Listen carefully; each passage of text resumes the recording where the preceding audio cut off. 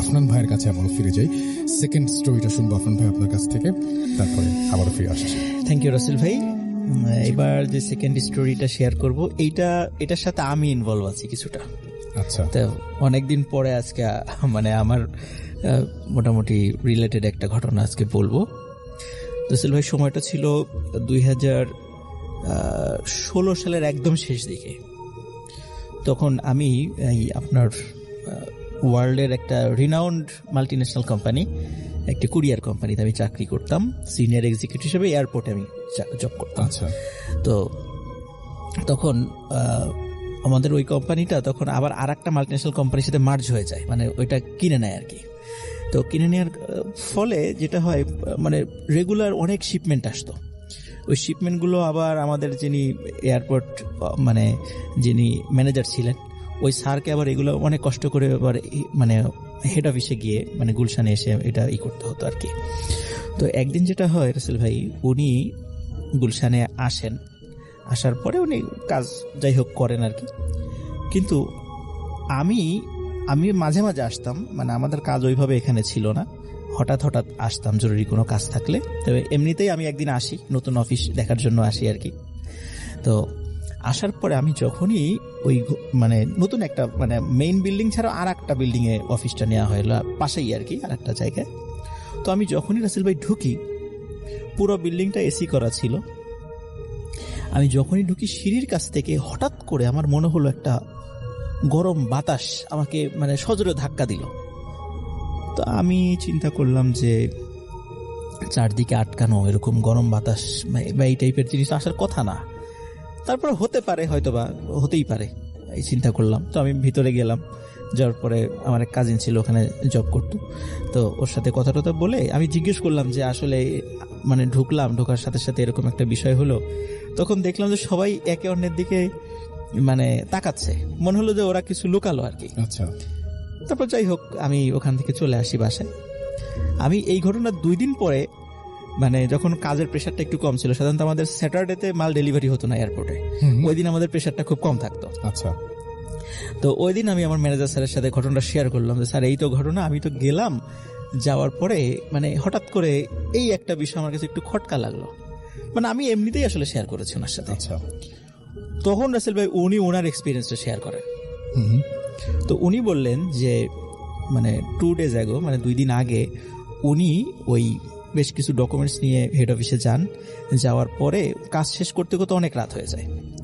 তখন নতুন যে অফিসটা ছিল সেটা উপরতলায়, মানে দোতলা বিশিষ্ট একটা, মানে বাড়িটাই ছিল 2 তলা বিশিষ্ট বাড়ি। তো ওই উপরতলায় মানে গেস্ট রুম ছিল, যদি কোনো কারণে কোনো ডেলিগেটস আসে তাদেরকে থাকার ব্যবস্থাও সেখানে ছিল। তখন বলা হলো যে আপনি আজকে রাতে কষ্ট করে বাসায় যাওয়ার দরকার না, আপনি এখানেই থাকেন। তখন উনি সারাদিন অত্যন্ত মানে পরিশ্রম করেছেন। তো উনি সেখানে দ্রুত কাপড় চোপড় ছেড়ে দ্রুত মানে উনি শুয়ে পড়েন। শুয়ে পড়ার সাথে সাথে মানে উনি তখনও ঘুম আসে নাই, হঠাৎ করে উনি দেখেন যে একটি মানে মহিলা ওনার রুমের মধ্যে হাঁটাহাঁটি করছে। আচ্ছা। এবং শুধু মহিলা না, আবার দেখে একটা বাচ্চা, বাইরের যে করিডোর আছে দরজাটা খোলা ছিল।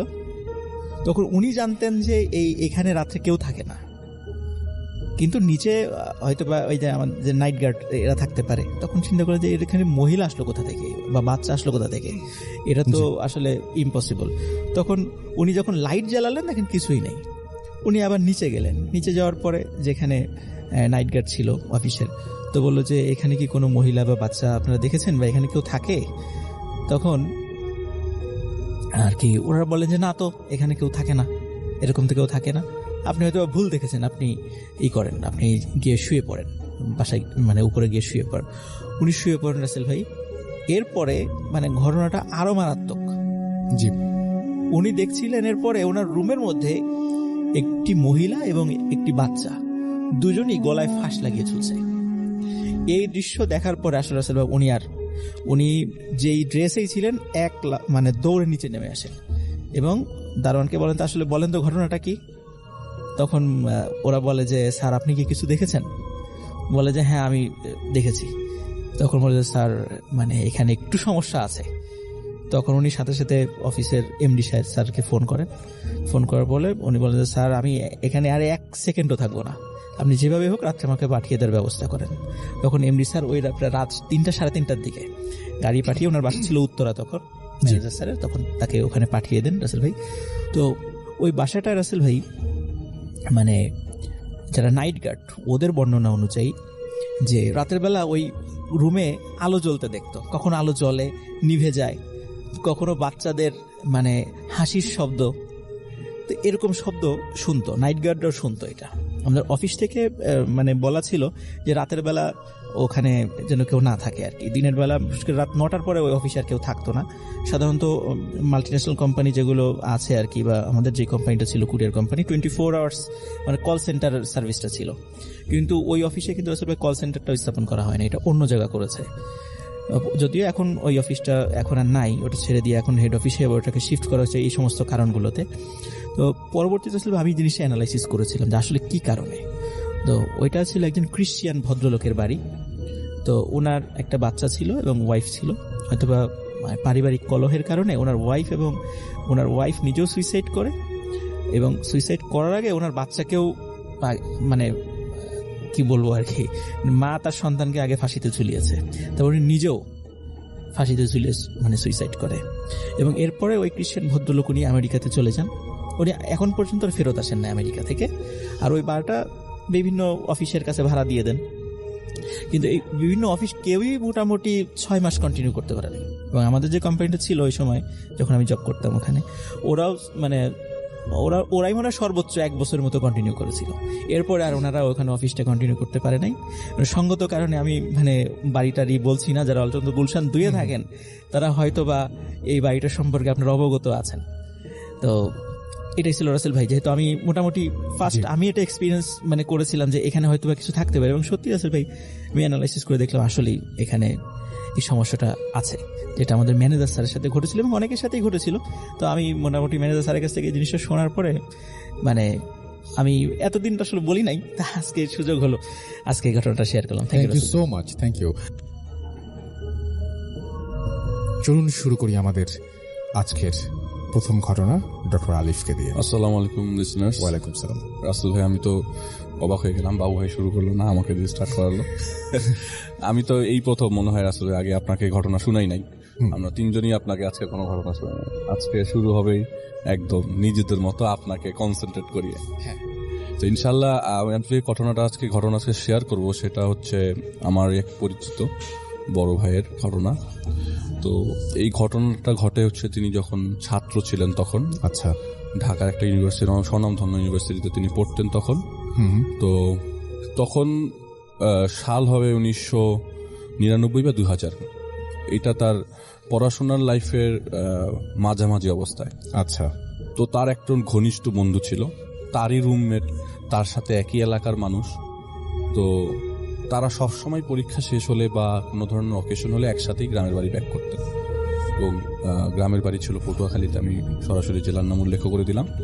তো যেহেতু হচ্ছে সদরঘাট থেকে লঞ্চে করে, যোগাযোগ ব্যবস্থাটা তখন এত উন্নত ছিল না এখন যেরকম উন্নত। তো ওনারা দুইজন ওই দিন ছিল সেরকম প্ল্যান করে যে আমাদের যেদিন পরীক্ষা শেষ হবে সেদিন রাত্রে 8টার লঞ্চ উঠে যাব। তো সেরকমই প্ল্যান অনুযায়ী তারা এক্সাম দিয়ে শেষ করে দুপুরের খাওয়া দাওয়া শেষ করে রেস্ট নিয়ে বিকালবেলা এরকম আড্ডা দিতে তাদের ইউনিভার্সিটি ক্যাম্পাসের দিকে যায়। চা কফি খেয়ে ব্যাগ সাথে ছিল, একসাথে বেরিয়ে যাবে। এমন সময় তারা রওনা দিয়ে দেয় সন্ধ্যা 6টার পরেই, মাগরিবের পরপরই তারা রওনা দিয়ে দেয় সদরঘাটের উদ্দেশ্যে রিক্সা দিয়ে যাবে। তো রিক্সা দিয়ে যাওয়ার পথে পথিমধ্যে হঠাৎ করে খবর আসে এরকম যে তখন আসলে মোবাইল ফোন ছিল না আর কি। তো হঠাৎ করে খবর আসে যে তাকে হলে ব্যাক করতে হবে। হলে তার জন্য ফোন এসছে, সামহাও একজন নক করে ফেলে তাকে। তো সে আবার হলে ব্যাক করে তার ফ্রেন্ডকে নিয়ে। আচ্ছা। হলে ব্যাক করার পর খবর জানতে পারে যে ওই ফ্রেন্ডের ফুফাতো বোন সহ যে একটা বাসে অ্যাক্সিডেন্ট হয়, 26 জনের মৃত্যু হয় মুখোমুখি সংঘর্ষে। আচ্ছা। এবং সেটা হচ্ছে আপনার ঢাকা ময়মনসিংহ হাইওয়েতে হয় অ্যাক্সিডেন্টটা 1999 সালে এরকম বছরের মাঝামাঝি দিনে। আচ্ছা। তো 26 জন প্রায় একসাথে মারা যায় এবং ওনার ফুফাতো বোনের 2টা সন্তান ছিল, 2টা সন্তান সহ মারা যায়। আচ্ছা। তো আমার যে বড় ভাই পরিচিত, তার তো আর ওনাদের সাথে পরিচয় নাই, ওরকম পরিচয় নেই। তার ফ্রেন্ডের সাথে পরিচয়, পাশের গ্রামে থাকে, একসাথে যাওয়া আসা করে, তার বাসায় যায়, বাবা মাকে চেনে, কিন্তু এত ঘনিষ্ঠ সম্পর্ক নাই যে ওরই মানে ওনার ফ্রেন্ডের আত্মীয় কেউ চিনবেন। তো কিন্তু তার খারাপ লাগতে থাকে। তো বলে যে ঠিক আছে তুই যা, তুই মানে বলতে থাকে যে আমি ময়মনসিংহে রওনা দিয়ে দেবো, এখনই আমাকে যেতে হবে। তো বলে ঠিক আছে তুই যা, আমি চলে যাচ্ছি, তো তুই পরে আয়। তো তিনি সদরঘাটে যায় এবং রাতের খাওয়া দাওয়া শেষ করে, শেষ মোমেন্টে যায়। তো রাতের খাওয়া দাওয়া কোনো মতে খেয়ে লঞ্চে উঠে যায়। তো লঞ্চে ওঠার পরে এখন যেরকম এত বড় বড় লঞ্চ ছিল, তখন অত বড় বড় লঞ্চ ছিল না। তো লঞ্চের ভিতরে একটা মানে সে এরকম ডেকের মধ্যেই যেতে থাকে। তো প্রতিমধ্যে রাত্রে 11টার দিকে মানে লঞ্চের কর্নারে দাঁড়িয়ে থাকে, মানে দাঁড়িয়ে আশেপাশের দৃশ্য দেখছিল আর বারবার চিন্তা করছিল 26 জন মারা গেছে একটা মানুষের, একটা ফ্যামিলি থেকে 3 জন চলে গেল, একই ফ্যামিলিতে একটা মহিলা, তার 2টা বাচ্চা একসাথে চলে গেল। যে লোকটা মানে মানে নিজের লোক গেছে, তার কি অবস্থা, সেরকম চিন্তা করতে করতে হঠাৎ করে একটা মহিলা তার পাশে আসলো। মহিলাটার গঠন এরকম যে ওনার নাম তহিদ আসল ভাই, একটা কথা বলছি। আচ্ছা। তো মহিলাটা এরকম একটু লম্বাটে, বয়স কি 70-75 হবে। প্রথমে কিছু বলে না, কিন্তু 10 মিনিটের মতো পাশে দাঁড়ায় থাকে। এরপরে একটা সময় বলে যে কি ব্যাপার, 26 জনের মৃত্যু কি খুব বেশি পড়াচ্ছে? আমি খুব গুছাই বললাম, এটা ওনাদের আঞ্চলিক ভাষায় বলতে থাকে, তাদের মতো করে তারা বলেছিলেন। হ্যাঁ, এবং ভাষাটা এরকম যে খুবই অস্পষ্ট, কিন্তু বোঝা যায়। আচ্ছা, যে কি 26 জনের মৃত্যু কি এখনো ভাবাচ্ছে? তো উনি খুব অবাক হয়ে যায়, আমি কি চিন্তা করতেছি বা আমার কি ঘটনা ঘটলো বা আমি চিন্তা করতেছি, এটা উনি কিভাবে জানলো? উনি সাথে সাথে প্রশ্ন করলো, আপনি কিভাবে জানলেন? আচ্ছা। বলে কি, তোকে একটা অ্যাডভাইস দেই, তুই যে শুয়ে পড়, তুই যত ঘুমাবি তত ভুলবি। তুই যদি ঘুমাই যাস, তোর এটা মনে থাকবে না, যদি বারবার চিন্তা করলে তোর এটা পড়াবে। তো এইটার উনি তেমন একটা খেয়াল করে না এবং প্রচন্ড বিরক্তই হয় যে একটা আননোন মানুষ তার সাথে এসে কথা বলছে। তো সে ডেকে যে একটা সময় ওখানে না থেকে ডেকে যে বসে থাকে, একটা সময় ঘুম তন্দ্রা চলে আসে। আচ্ছা। তো যখন তার মানে নর্মালি চিন্তা ভাবনা থাকে এরকম যে লঞ্চ যে দেরিতে পৌঁছাবে, ফজরের আজান টাজান পড়ে যাবে, সকাল সকাল থাকবে, এই সময় ওনাদের আবার ঘাট থেকে নৌকা দিয়ে আরেকটা জায়গায় আরেকটা পারে যেতে হয় তাদের ওখান থেকে। তো ওই দিন আবার মানে ফরচুনেটলি লঞ্চ খুব তাড়াতাড়ি পৌঁছায় যায়। পৌঁছাতে মনে করেন এরকম যে 3টা-4টা, রাত 3টা-4টা, তখনও ফজরের আজান দেয় নাই বা দিবে ভাব, এবং সকালের আভাটা আসে নাই।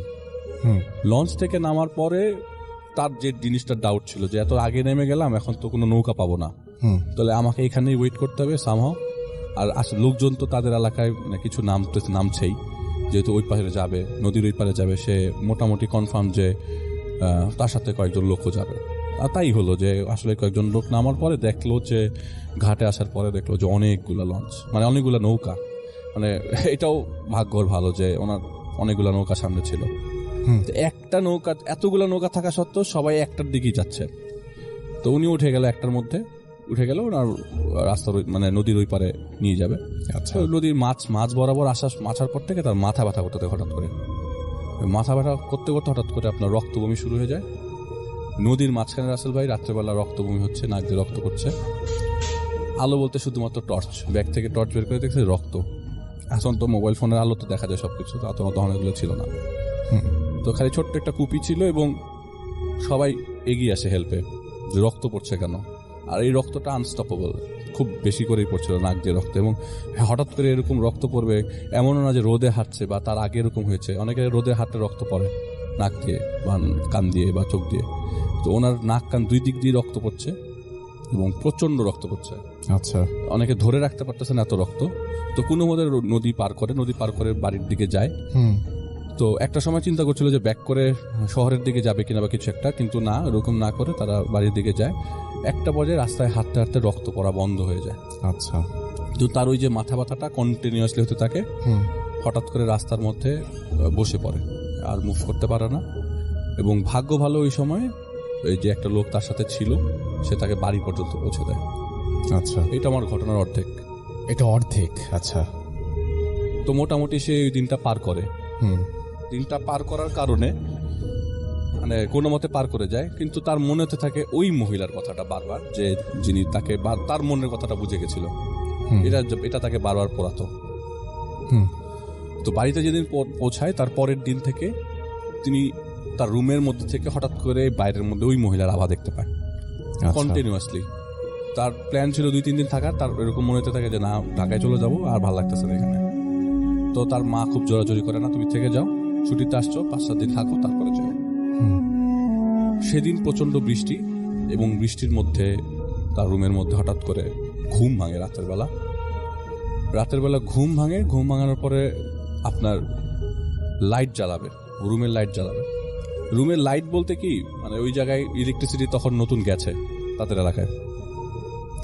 তো বাতি জ্বালাতে হঠাৎ করে পিছলায় পড়লো মনে হয় যে তার পাড়া পড়েছে কিছুর উপরে, এমন কিছুর উপরে যেটা আনএক্সপেক্টেড। তার রুমের ভিতরে এক চিৎকার কি জন্য তিনি দেখলেন যে তার যখন ঘুমটা মানে চোখটা মানে তার যখন সেন্স টাইপের আসলো যে আমি কিসের উপরে পাড়া দিলাম, মাথার উপরে পাড়া দিল, এবং চারিপাশে তার অনেকগুলো অসংখ্য মাথা, তার চারিপাশে মাথা পড়ে আছে।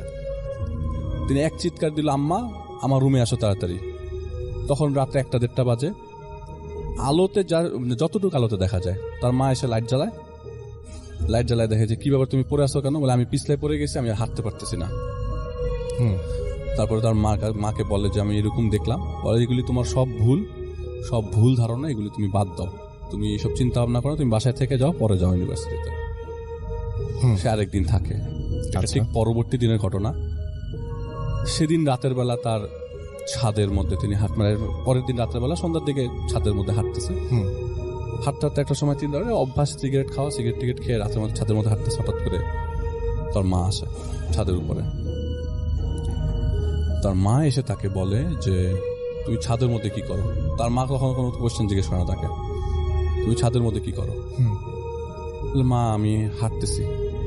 বলে তুমি যাও, আমি পরে আসবো, একটু পরে আসবো, ভালো লাগতেছে না। বলে যে তুমি যেটা চিন্তা করতেছো কিন্তু ভালো চিন্তা না। এটা বলে তার সাথে সাথে তার মা একটা ধাক্কা দেয় তাকে, বুকের মধ্যে 2টা হাত দিয়ে ধাক্কা দেয়, একদম কর্নারে নিয়ে নিচে পড়ে যায় সে 2 তলা থেকে। এবং তার হাঁটুর মাঝখানটা পুরাটা গুঁড়া হয়ে যায়, মানে হাঁটুর হাড়টা বোনটা পুরো ব্রেক হয়ে যায়, ভেঙে যায়। হসপিটালে নেওয়ার পরে ডাক্তার বলে যে এটা ঠিক হতে অনেকদিন সময় লাগবে, এবং হাঁটতে সে প্রপারলি পারবে না আর। তো জিনিসটা পড়াতে থাকে যে নিজের মা কিভাবে তাকে ধাক্কা দেয়, আর তার সাথে এরকম জিনিস কেন করতেছে। তো সবাই এতক্ষণ চিন্তা করলেন ওই 26টা লাশ, সবাই এটা চিন্তা করতেছে। আমি 100% শিওর যে 26টা লাশ, নাক দিয়ে হঠাৎ করে রক্ত, বারবার একই জিনিস চিন্তা, এটা কেন আসছে। পরবর্তী সময়ে তার বাবা এই জিনিসটা জানতে পারে এবং বুঝতে পারে, এবং এটা তাকে একজন তাকে ইনফর্ম করে এরকম ভাবে যে তিনি যে এতদিন যেগুলি মানে দেখলো, এটা তার ফ্রেন্ডের কারণে হয়েছে, খুব ঘনিষ্ঠ ফ্রেন্ডের কারণে হয়েছে।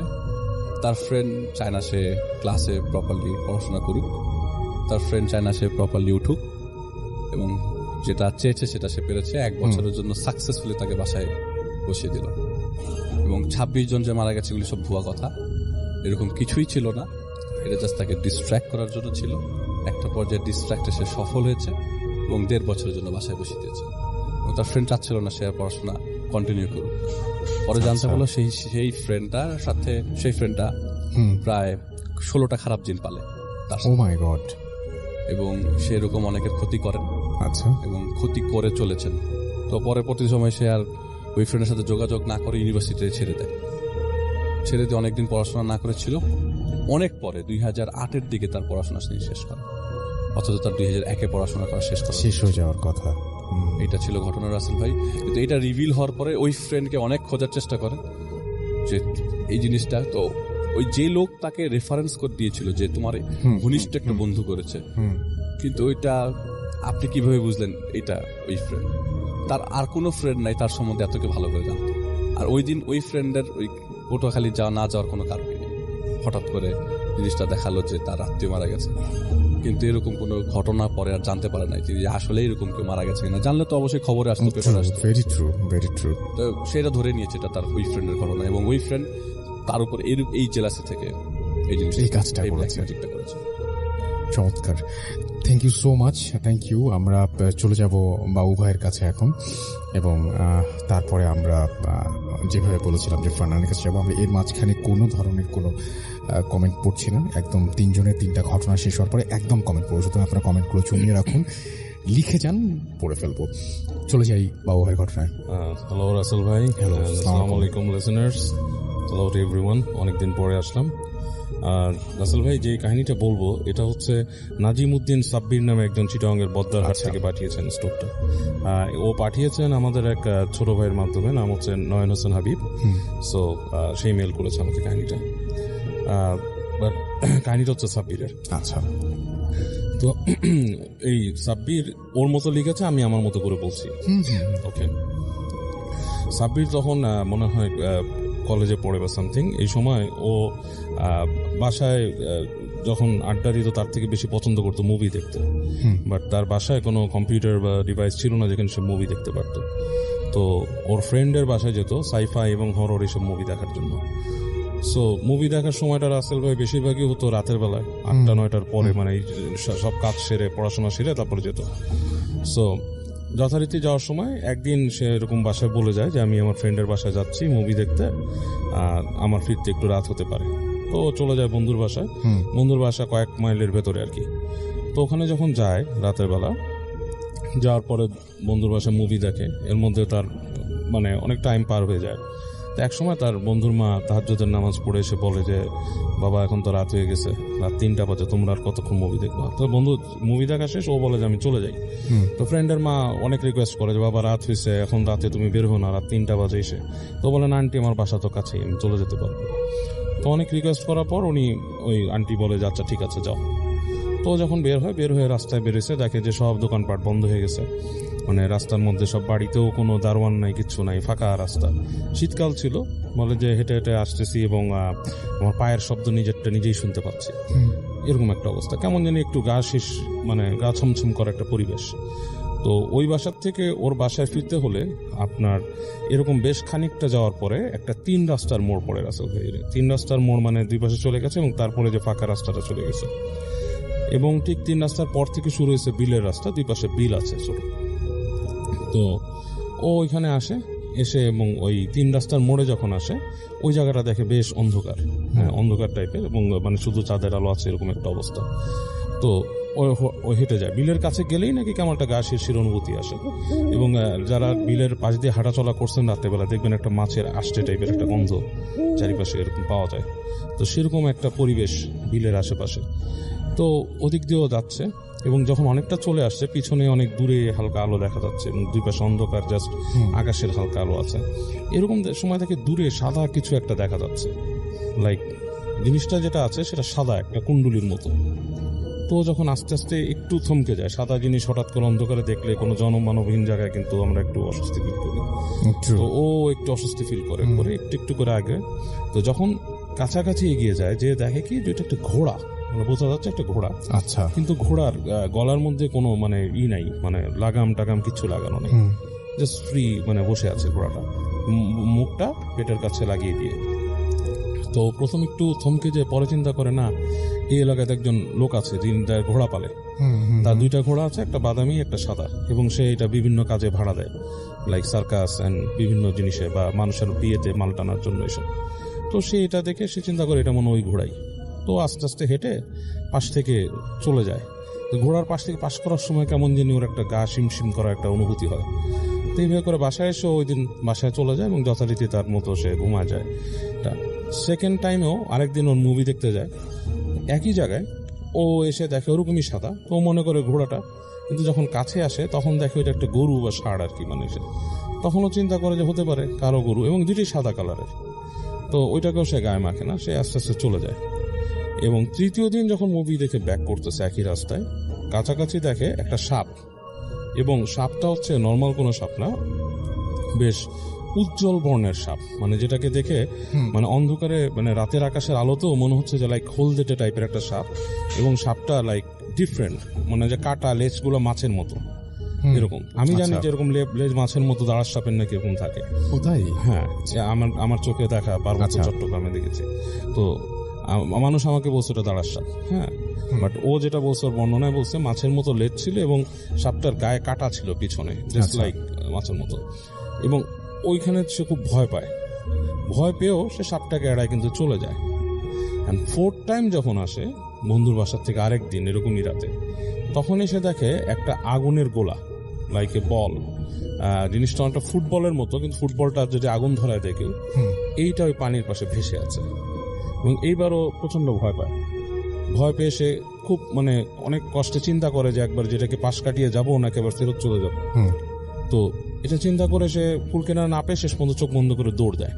আচ্ছা। এবং সে দৌড় দিয়ে যেতে যেতে যেতে একটা দোকানের সামনে যেয়ে দাঁড়ায়।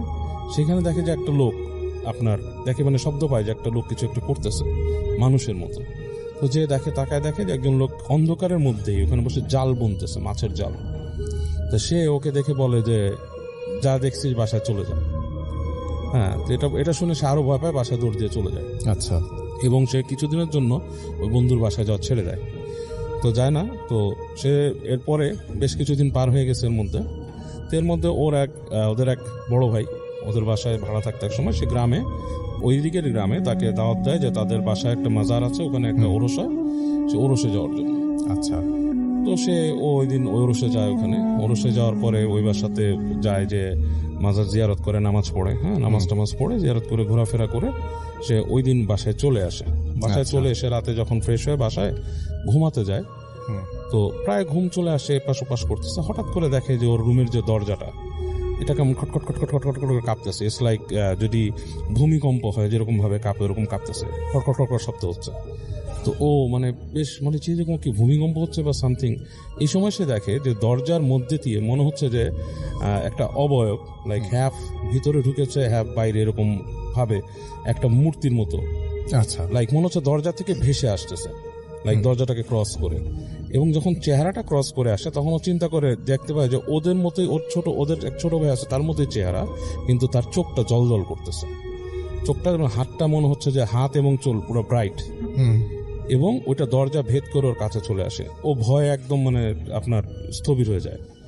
এরকম সময় ওই জিনিসটা এসে নাকি ওর গায়ের মধ্যে হাত দিতে যায়। আচ্ছা। এবং ও এর আগে দোয়া পড়ার চেষ্টা করতেছিল, পারে নাই। বাট যখন নাকি একদম কাছে এসে ওকে স্পর্শ করতে গেছে, ও চিৎকার করে উঠছে, করে পা দিয়ে ঝাড়া মারছে ওটাকে। এবং তখন দেখছে ওটা ভ্যানিশ হয়ে গেছে, ওইটা নেই। তো ওই জিনিসটা নিয়ে প্রচন্ড ভয় পায়। রাতের বেলা খুব মানে অবস্থা খারাপ থাকে, ঘুমাইতে পারে না। সকালেও যে বন্ধুদেরকে ডেকে বলে যে আমি তোমার বাসার থেকে আসার সময় আমি তো প্রবলেমে আছি, এরকম দেখছি যে তোমার বাসার পাশ দিয়ে যখন আসি এরকম গরু দেখছি। তো ফ্রেন্ড ওর সাথে মজা করে, বলে তুমি যে সময় কথা বলতেছো তার 1 বছর আগেই ওই লোকের যে ঘোড়া সেটা বৃষ্টিতে সারা রাত ভিজে মারা গেছে। ওটা বাসায় নিতে পারে নাই, সে ওখানে ওই সময় ঝড় হয়েছিল না কি হয়েছিল, রাত্রেবেলা বৃষ্টিতে ভিজে ওইটার অসুখে মারা যায়। তো ওই ঘোড়া তোমার দেখতে পাওয়ার কথা না। তো বুঝে বন্ধুদের বলে লাভ নেই, সে একজন মানে এরকম টাইপের হুজুর টাইপের লোকের কাছে যায়, যে নাকি জিন পজেস করতে পারে, ওনার কাছে যায়, যে বলে যে আমি এরকম দেখছি। তো সেই যে হুজুর সে বলে যে আমার তো জিন পজিশনে আছে, আমি জিন ডাকবো এবং আমার মাধ্যমে জিন তোমার সাথে কথা বলবে, তুমি তার কাছ থেকে জানতে পারবা তোমার কি হয়েছে। তো অনেক ভয় পায় যে একটা মানুষের জিন পজিশন করবে। তো যথারীতি সেরকমই একটা পজিশন তৈরি করে অন্ধকার ঘরের মধ্যে আগরবাতি জেলে ওকে নিয়ে। তো বলতেছে যে সেই সময় ভয়ে সে আরো স্থবির হয়ে গেছে, যে একটা জিনের ভয়ে সে এখানে কোথায় আসলো। তা এক সময় নাকি ও যখন ভয় পাচ্ছে, ও ভাবলে আমি কি ভুল করলাম নাকি, তখনই নাকি ওকে সালাম দিছে ওই লোক, ডিফারেন্ট কণ্ঠে পুরা। আচ্ছা। কোন একটা কণ্ঠে এরকম সালাম দিছে। তো ভয় পেয়ে যায়। তো ওয়ালাইকুম আসসালাম দিয়ে ও বলে কি আমাকে কেন ডাকছো, কি ব্যাপার? তো বলে যে আমি এরকম ভয় পাইছিলাম, এরকম ব্যাপার মনিটা। তো তখন নাকি ওই হুজুর তাকে বলে যে তুমি প্রথমে যেটা দেখছিল, তুমি একজন পরেশগার মানুষ, তুমি নামাজ কালাম পড়ো, তোমাকে তোমার সাথে এগুলো অ্যাট্রাক্ট হয়ে আসছে, তোমাকে দেখে অ্যাট্রাক্ট হয়ে এরকম আসছে তোমার সাথে মিট করতে। এবং লাস্টের বার যেটা আসছিল সেটা হচ্ছে তুমি যখন মাজারে গেছিল তোমার গায়ের আতরের গন্ধ শুনে তোমাকে ফলো করে আসছিল, বাট সে তোমার ক্ষতি করতে আসেনি, বাট তুমি তাকে যে পা দিয়ে লাথি দিয়ে এটা খারাপ করছো। তো এটা তোমার করা উচিত হয়নি। যাই হোক, তুমি যেভাবে মানে দোয়া দরুদ পড়ো, পরেশগার যেরকম আছে ওরকম করতে থাকো, ইনশাল্লাহ তোমার সমস্যা হবে না। এটা বলে নাকি চলে যায়। তো এরপর ওই হুজুরের সাথে কথা বলে প্রচন্ড ভয় পায় এবং ও মনে করে যে যাক গেছে যেভাবে হোক, ভয় থাকে। তো বলছে যে এই পর্যন্তই এখানে শেষ হয়ে গেছে, ওর ঘটনার নাকি আরো কিছু আছে, বাট সেটা আমাকে লিখে পাঠায়নি। এতটুকু বলছে, এতটুকু আমি শেয়ার করলাম আপনাদের সাথে। Thank you so much. এই মুহূর্তে যেই স্টোরিটি আমি শেয়ার করতে যাচ্ছি, স্টোরিটি যিনি আমাকে বলেছেন তার নাম হচ্ছে রোমানা রেজা। উনি পুরান ঢাকার ওয়ারিতে থাকেন। ইতোমধ্যে ওনার একটি স্টোরি আমি বলেছি, হসপিটাল কেন্দ্রিক একটি ঘটনা, যা আপনারা শুনেছেন এবং অনেকেরই ভালো লেগেছে বলে কমেন্ট করেছিলেন। তো রোমানা রেজা আপুর এখন যে স্টোরিটি আমি শেয়ার করতে যাচ্ছি, ঘটনাটির সময় ছিল 1986 সাল। উনি সদ্য ইন্টারমিডিয়েট পরীক্ষা দিয়েছেন এবং ইন্টারমিডিয়েট পরীক্ষা দেওয়ার পর রেজাল্ট বের হতে 3-4 মাস সময় লাগতো। এই সময় সাধারণত মানুষ কোথাও ঘোরাফেরা করে বা ডিফারেন্ট কোনো অ্যাডমিশনের প্রিপারেশন নেয়। উনি চিন্তা করলেন যে সদ্য পরীক্ষা শেষ হয়েছে, তো আগে কিছুদিন ঘুরে আসি। তো এরকম একটা সিচুয়েশনে ওরা পরিবার থেকে একটা পারিবারিক ট্যুরের আয়োজন করে এবং ট্যুরটা ছিল শ্রীমঙ্গলে। শ্রীমঙ্গলের ফয়জাবাদ নামক একটা জায়গা আছে, যেখানে ওনার ফুপা চা বাগানে চাকরি করতেন এবং চাকরি করার সুবাদে চা বাগানের বাংলোতে থাকতেন। এবং ওনারা পারিবারিকভাবে যে ট্যুরটা আয়োজন করেন এবং পরিকল্পনা করেন তারা ওই বাংলোতে গিয়েই উঠবেন। যেই চিন্তা সেই কাজ, ওনারা সিলেটের শ্রীমঙ্গলে চলে যান। শ্রীমঙ্গলে যাওয়ার পরে ফয়জাবাদ চা বাগানের ওই বাংলোতেও তারা ওঠেন। প্রথম দিন যাওয়ার পর ওনারা বাংলোর একটি জিপে করে আশেপাশ ঘুরে দেখার জন্য বের হন এবং আশেপাশ চারদিকে ঘুরতে ঘুরতে ওই দিন অনেক দেরি হয়ে যায়। ওনারা আবার বাংলোতে ফিরে আসছিলেন। সময়টা রাত 2টো থেকে 2:30।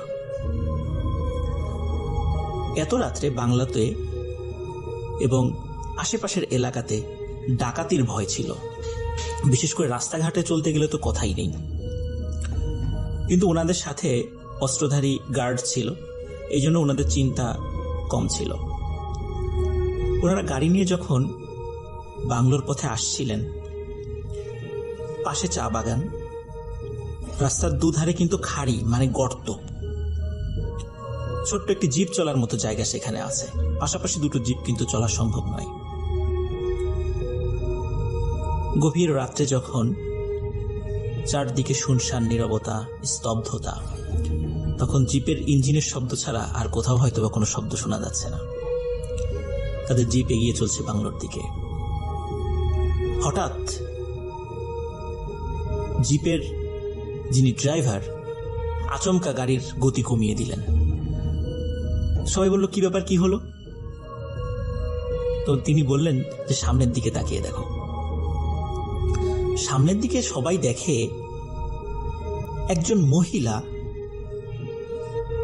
একটা ধূসর রঙের শাড়ি পরা, শাড়িটা বেশ ময়লা, লম্বা ঘোমটা দেয়া, পেছন থেকে বোঝা যাচ্ছে তার গড়নটা বেশ চিকন এবং আকার মোটামুটি 5 ফুট থেকে 5 ফুট 2 ইঞ্চির মধ্যে। তিনি ঠিক রাস্তার মাঝখান দিয়ে হেঁটে যাচ্ছেন। জিপ বারবার হুইসিল দিলেও উনি ডানেও যাচ্ছেন না, বাঁয়েও যাচ্ছেন না। এখন উনি এমন একটা জায়গায় দাঁড়িয়েছিলেন, জিপ যে তার পাশ কেটে চলে যাবে এমন কোনো উপায়ও ছিল না। গাড়ি থেকে একজন পরামর্শ দিল গাড়িটা থামিয়ে ওই মহিলাকে বলে তাকে রাস্তার পাশে নিয়ে যাওয়া, কিন্তু সাথে থাকা গার্ড সেই প্রস্তাব শুনেই বলল, এটা কখনোই করা যাবে না, এটা হতে পারে ডাকাতদের একটা ফাঁদ। কারণ ডাকাতরা অনেক সময়ই এভাবে রাস্তার মাঝখানে গাড়ির গতি কমানোর জন্য বিভিন্ন পদ্ধতি অবলম্বন করে, অথবা রাস্তার সামনে গাছ ফেলে দেয়। তাই কোনোভাবেই গাড়ি থামানো যাবে না। ওই মহিলাটিকে দেখার সাথে সাথে গার্ডরাও তাদের অস্ত্র লোড করে ফেলে, যে এখনই হয়তোবা ডাকাতরা আক্রমণ করতে পারে। রোমানা রেজা আপু তখন উনি গাড়ির সামনের সিটে বসা ছিলেন। উনি ভয়ে বিভিন্ন দোয়া পড়া শুরু করেন। আসলে উনি ভূতের ভয়ে যে দোয়া পড়েছেন বিষয়টা এমন নয়, উনি ভয় পাচ্ছিলেন ডাকাতরা আক্রমণ করবে। বিভিন্ন দোয়া পড়তে পড়তে উনি একসময় শব্দ করে আয়াতুল কুরসি পড়া শুরু করেন। যখনই আয়াতুল কুরসির কিছু অংশ উনি পাঠ করেছেন, সবাই দেখে ওই যে মহিলার আকৃতির কাপড় পরা একটা আকৃতি দেখা যাচ্ছে। সেটি রাস্তার বা পাশে, যেই পাশে চা বাগান ছিল, সাঁ করে মানে এত দ্রুত গতিতে একটা দৌড় দেয়, মুহূর্তের মধ্যে চা বাগানের মধ্যে মিলিয়ে যায়। সবাই অবাক হয়ে যায়, এটা কিভাবে সম্ভব?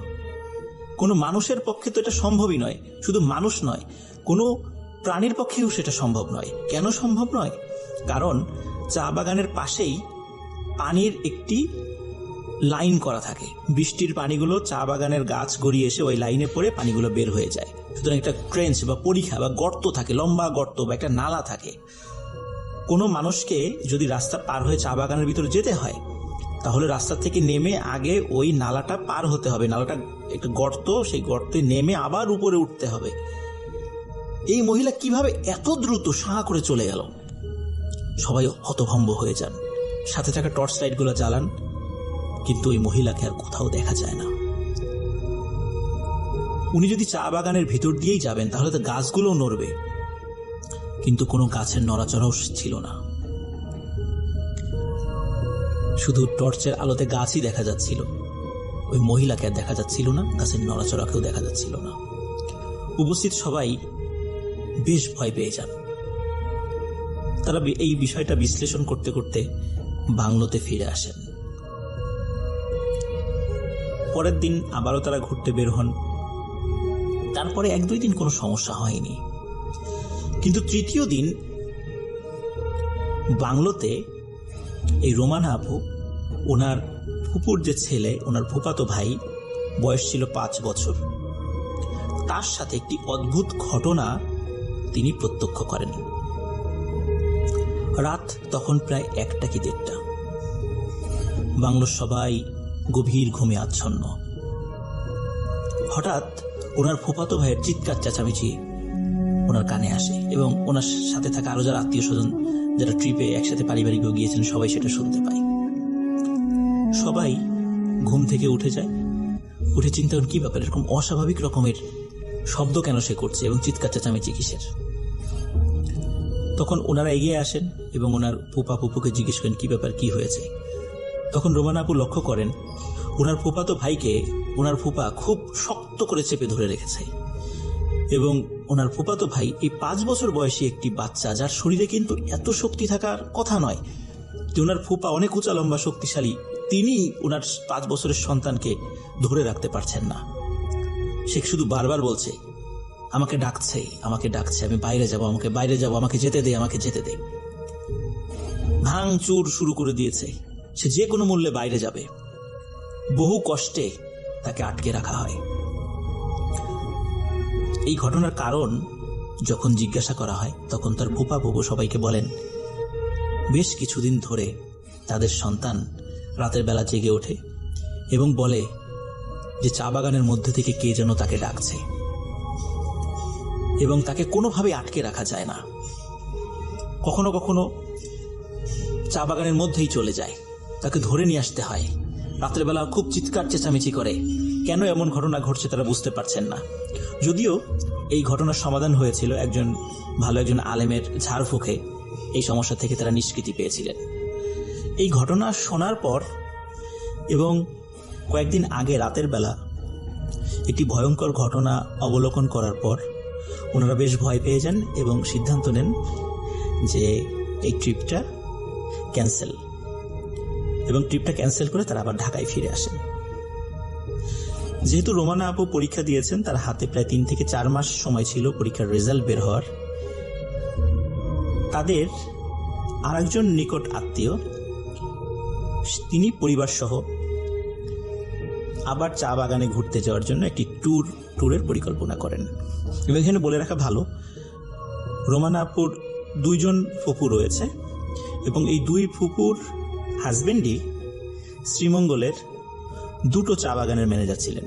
ফার্স্ট যে ঘটনাটা আমি বললাম, তার ওই ফুপুর হাজবেন্ড ছিলেন ফয়জাবাদ চা বাগানের ম্যানেজার, এবং এখন যেই ফুপুর কথা বলবো তার হাজবেন্ড ছিলেন শমশেরনগরের একটি চা বাগানের ম্যানেজার।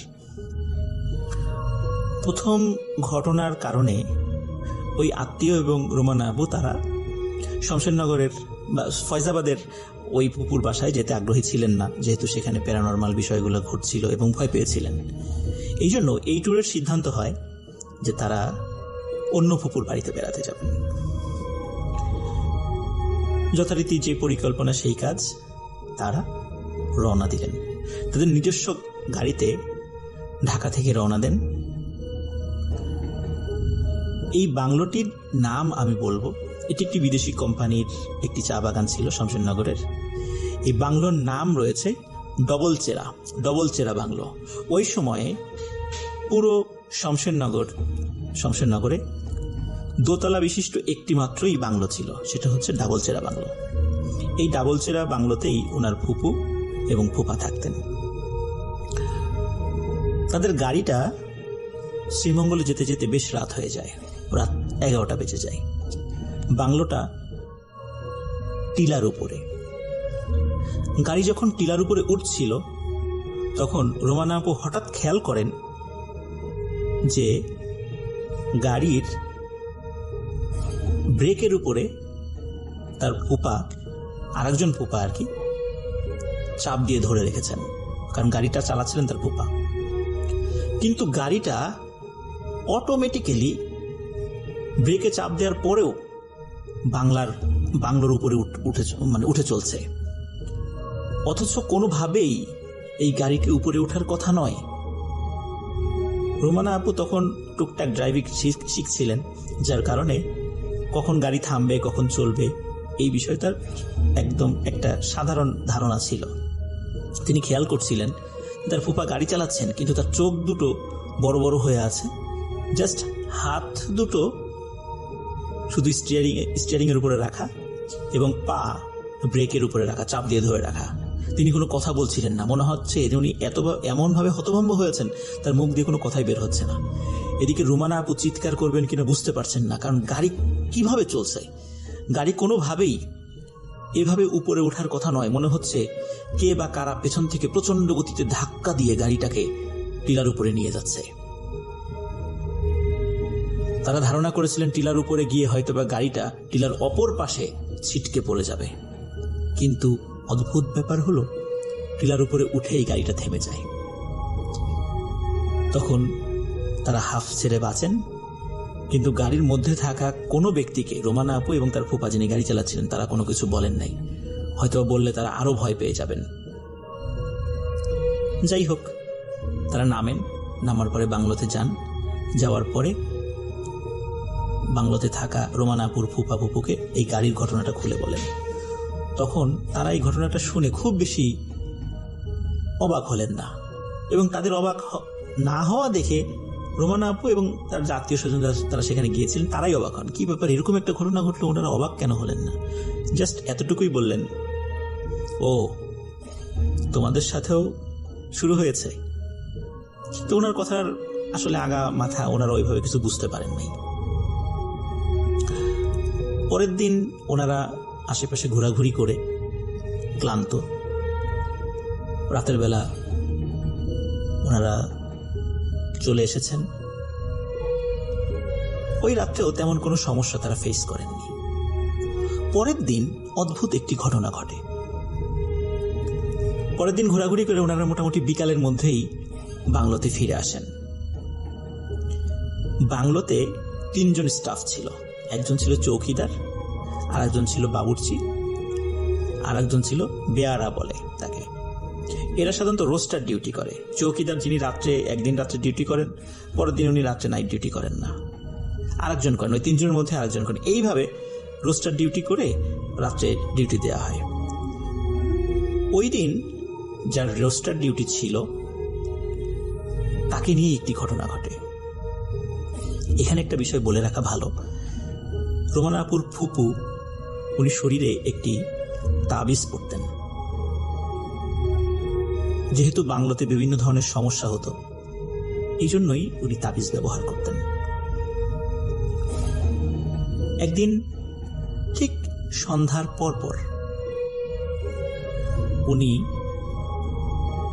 কিচেনের দিকে যান। এক্ষেত্রে বলে রাখা ভালো, বাংলোর মধ্যে কিচেন ছিল না, কিচেনটা ছিল বাংলোর কম্পাউন্ডের মধ্যেই, বাট বাংলোর বাইরে সিমেন্টের এক ধরনের চুলা ছিল সেখানে, বেশ মাটি থেকে উঁচু, সেখানে রান্না হতো। উনি চিন্তা করলেন যে যেহেতু গেস্ট আসছে, দেখি মানে পাহারাদাররা আসছে কিনা, ওদেরকে কিছু ইনস্ট্রাকশন দেওয়া যায় কিনা, এই চিন্তা করে উনি কিচেনের দিকে আগাতে থাকেন। হঠাৎ করে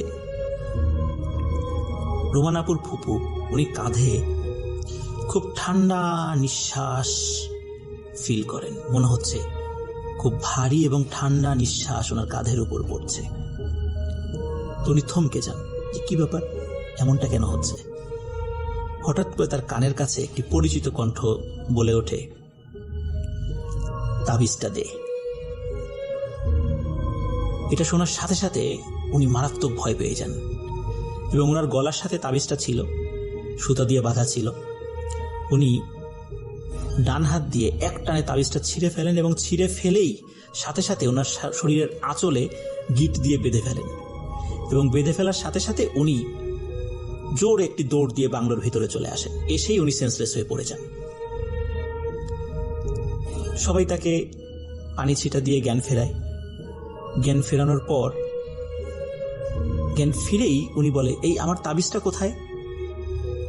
আমি শাড়ির আঁচলের সাথে গিট দিয়ে রেখেছিলাম। সবাই দেখে এবং রোমানা আপু দেখেন যে তার ফুপুর সেই শাড়ির আঁচলে গিট রয়েছে, কিন্তু গিটটি খোলার পরে দেখা যায় সেখানে তাবিজটি নেই। তখন বলা হয় যে আমাকে চৌকিদার ডাক দিয়েছিল। অদ্ভুত ব্যাপার হলো, চৌকিদার তখনও ডিউটিতে আসেই নাই। সাধারণত সন্ধ্যার পরেই ডিউটিতে চলে আসে। ওই দিন কোনো কারণে তার পরিবারের সদস্য অসুস্থ ছিল, এই কারণে তখনও চৌকিদার ডিউটিতেই আসেনি। কিন্তু অন্য দুজন বেয়ারা ছিলেন এবং বাবুর্চি ছিলেন, তারা চলে এসেছিলেন। তাদেরকে জিজ্ঞাসা করা হলে তারা বলে, না তো, চৌকিদার আসেনি, আপনি ভুল দেখেছেন, আমরা তো চৌকিদারকে দেখিনি। এই ঘটনা যেদিন ঘটে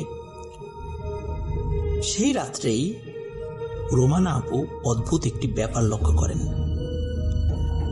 রাত তখন 2টা কি 2:30। হঠাৎ দোতলাতে, যেহেতু বাংলোটা দোতলা ছিল, ডবল চেয়ার বাংলো দোতলা, আমি শুরুতেই বলেছি, মনে হচ্ছে আসবাবপত্র কেউ টানা হেঁচড়া করে এক জায়গা থেকে আরেক জায়গা নিয়ে যাচ্ছে। উনি চিন্তা করলেন যে এত রাত্রে কে হতে পারে। ওনার আগ্রহ সৃষ্টি হয়, কিন্তু তারপরেও উনি বের হননি। সকালে ওনার ফুপুকে জিজ্ঞাসা করেন যে রাত্রে যে আমি আসবাবপত্র টানা হেঁচড়ার শব্দ শুনলাম, এটা কি, আপনারা কি কেউ সরিয়েছিলেন? তখন তার ফুপু বলে, ও তুমিও শুনেছ? তখন রোমানা আপু বলে যে আপনার এই বাংলোতে আসলে কি ঘটে, আমাকে একটু বলবেন? তখন তার ফুপু বলে, তিনি প্রথম দিন যখন এই বাংলোতে এসেছিলেন সেদিন রাত্রে উনি দেখেছিলেন যে এখানকার আসবাবপত্রগুলো একা একাই এক জায়গা থেকে আরেক জায়গা চলে যায় এবং উনি প্রচন্ড ভয় পেয়ে সেন্সলেস হয়ে গিয়েছিলেন, যার কারণে উনি তাবিজ ব্যবহার করেন যাতে করে ভয় না পান এবং কেউ কোনো ওনার ক্ষতি করতে না পারে। আর ছোটখাটো ব্যাপার এই বাংলো এবং এই টিলার আশেপাশে হরহামেশাই ঘটে। সকালে এই ধরনের কথা শোনার পর ওনারা আবারও সিলেটের এই ট্যুরটা ক্যান্সেল করে চলে আসেন। প্রিয় লিসেনার্স, রোমানা আপুকে ইতোমধ্যে আপনারা দেখেছেন। এই দুটো ঘটনা একদম জলজান্ত প্রত্যক্ষদর্শী উনি। আমি আশা করব উনি আমাদেরকে আরো অনেক সুন্দর সুন্দর ঘটনা দেবেন। আশা করি লিসেনার্স, রোমানা আপুর এই ঘটনাটি আপনাদের ভালো লেগেছে। তো থ্যাংক ইউ ভেরি মাচ। আমরা একটা ছোট্ট অডিও ক্লিপে চলে যাচ্ছি। প্রিয় রাসেল ভাই, আসসালামু আলাইকুম। আশা করি ভালো আছেন। জানি আপনি সবসময় ভালো মানুষের দলেই থাকেন। একই সাথে সালাম ও ধন্যবাদ জানাচ্ছি মাসুম ভাই, ডক্টর আলিফ তথা বাবু ভাইকে। আমি ইমন, প্রবাসী মালদ্বীপ, একটি রিসোর্টে জব করছি। রাসেল ভাই, আজকে আমি একটি ঘটনা শেয়ার করব আপনাদের সাথে। এটি একটি মালদ্বীপ রিসোর্টের ঘটনা। যে রিসোর্টে জব করছি এটি সেখানকার ঘটনা না, এটি আমার রিসোর্টের পাশের একটি রিসোর্টের ঘটনা। আমি আমার এক ফ্রেন্ডের মাধ্যমে এই ঘটনাটি শুনতে পাই। একটি বাস্তব এবং সত্য ঘটনা। যদিও আমি ভূত এফএম শুরু থেকেই শুনি, কিন্তু সময় স্বল্পতার কারণে আমি ঘটনাগুলো শেয়ার করতে পারি নাই। এই ঘটনাটি আনুমানিক 2007 তখনকার ঘটনার প্রেক্ষিতে ও রিসোর্ট পরিচিতি সমস্যার কারণে আমি রিসোর্টের পরিচিতিটা এখন দিচ্ছি না। এটি একটি রিসোর্ট নাইট গার্ডের ঘটনা। এই ঘটনাটি আমি আমার এক বন্ধুর মাধ্যমে শুনতে পাওয়া, যদিও সে আগে ওই রিসোর্টে জব করতেন। এখন আমি এবং আমার বন্ধু একই রিসোর্টে জব করছি। তো আর দেরি নয়, ঘটনাটি শুরু করছি। রিসোর্ট নাইট গার্ড প্রতিদিনের মতো তার টর্চ লাইট এবং যাবতীয় কিছু নিয়ে তার ডিউটি শুরু করলেন যথারীতি। তখন আনুমানিক রাত 2 থেকে 2:30টার মতো। তখন তিনি জেটি থেকে বের হয়ে বিচ দিয়ে হাঁটা শুরু করলেন। তো আগেই বলা যাক যে সে বিচ এবং ওয়াটার বিলার যে জেটি, বিচ থেকে ওয়াটার বিলার যাইতে যে জেটি পড়ে সেখানে একটা মোড় পড়ে, সেই মোড়ের মধ্যে একটি বট গাছ আছে। এই দেশে এই গাছটাকে কি গাছ বলে আমার সঠিক জানা নাই, তবে আমি বট গাছই উল্লেখ করছি। অনেক বড় একটি গাছ, অনেক পুরাতন একটি গাছ। কথিত আছে সেখানে অনেক অলৌকিক জিনিস, অনেক কিছু দেখা যায়। রীতিমতো নাইট গার্ড সেই বিচ দিয়ে হাঁটতে হাঁটতে যাচ্ছিলেন। তো দূর থেকে উনি হঠাৎ দেখতে পায় সেই গাছের মধ্যে একটি বড় শেডও দেখতে পায় চাঁদের আলোতে। তখন তিনি তার হাতের টর্চ লাইটটা ওই দিকে লাইটটা দেয়। তো দেওয়ার পরে দেখে যে সেখানে একটি বড় শেডও, ভৌতিক আকৃতি একটি মহিলা এক ডালে এবং আরেকটি পা অন্য প্রান্তের আরেকটি ডালে দিয়ে দাঁড়িয়ে ওর দিকে লাল টুকটুকে চোখ দিয়ে তাকায় আছে এবং ইশারা করছে যে তুই এদিকে আসিস না, আসলে তোর ক্ষতি হবে।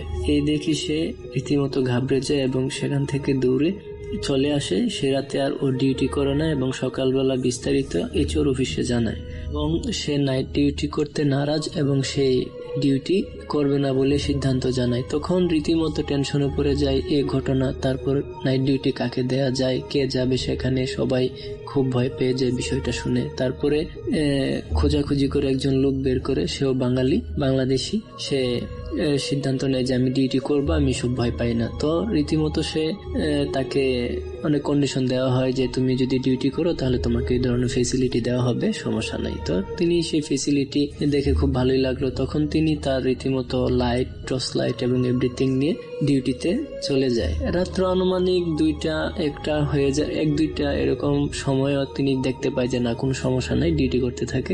তো এক সময় তিনি সেই দিয়ে হাঁটতে হাঁটতে ওই মোড়ে চলে যায়, গাছের নিচে যায়, কিছু দেখতে পায় না।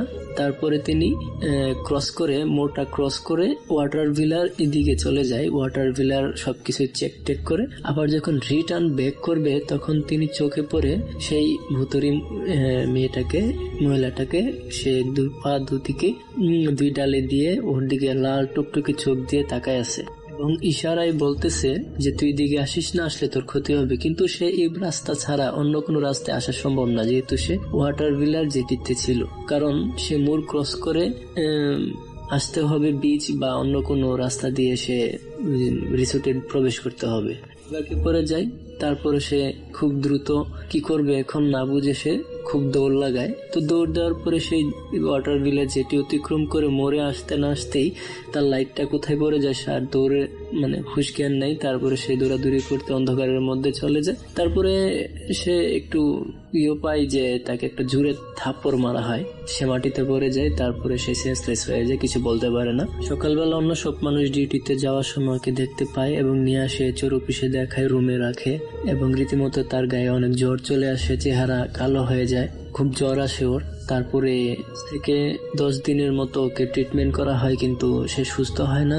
তারপরে বাংলাদেশে খবর তো অবশ্যই দেওয়া হয়েছিল। তারপরে বাংলাদেশে এক কবিরাজ ধরা হয়। তো ওই কবিরাজ কন্ডিশন দেয় যে একদমে খাসি কিনতে হবে এবং সে খাসিটাকে 1 কুবি জবাই করতে হবে, তারপরে সে সুস্থ হবে। তবে কন্ডিশন একটা, তাকে সেই রিসোর্টে রাখা যাবে না, ওখানে থাকলে তার ক্ষতি হবেই। তারপরে যথারীতি সেই কবিরাজের শর্ত অনুযায়ী সবকিছু করা হয়। তারপরে তিনি বাংলাদেশে চলে যায়। এখনো উনি বাংলাদেশে আছে, উনি আর ওই রিসোর্টে ব্যাক করতে পারে নাই। তো এই ছিল ঘটনা রাসেল ভাই। যদি আমার ঘটনাটি ভালো লেগে থাকে তাহলে অবশ্যই প্রচার করবেন। এবং আমি যে রিসোর্টে আছি সেই রিসোর্টটা একটা কবরস্থানের মধ্যে আগে ছিল, এখন সে কবরস্থান ভেঙে নতুন রিসোর্ট গড়া হয়েছে। আরো অনেক ঘটনা আমার রিসোর্টেরও আছে, আমার বস ওনাদের মাধ্যমে আমি শোনা। অবশ্যই আমি চেষ্টা করবো সেই ঘটনাগুলা প্রচার করার জন্য, আপনাদের কাছে পাঠানোর জন্য। ভালো থাকবেন। আমরা চলে যাবো আমাদের নেক্সট যে আমাদের গেস্ট রয়েছেন তার কাছে। আপনার নামটা একটু জানতে চাইবো প্লিজ। আপনার নামটা একটু বলবেন, তারপরে আপনি কোথা থেকে এসেছেন সেটা একটু কাইন্ডলি বলবেন, তারপরে আপনার ঘটনায় যাব। জি, আসসালামু আলাইকুম। ওয়ালাইকুম আসসালাম। আমার নাম তানভীর। জি। আমি মিরপুর ডিএইচএস থেকে এসেছি। জি। Thank you for having me. আমার হৃদয়টা অনেক দুর্বল।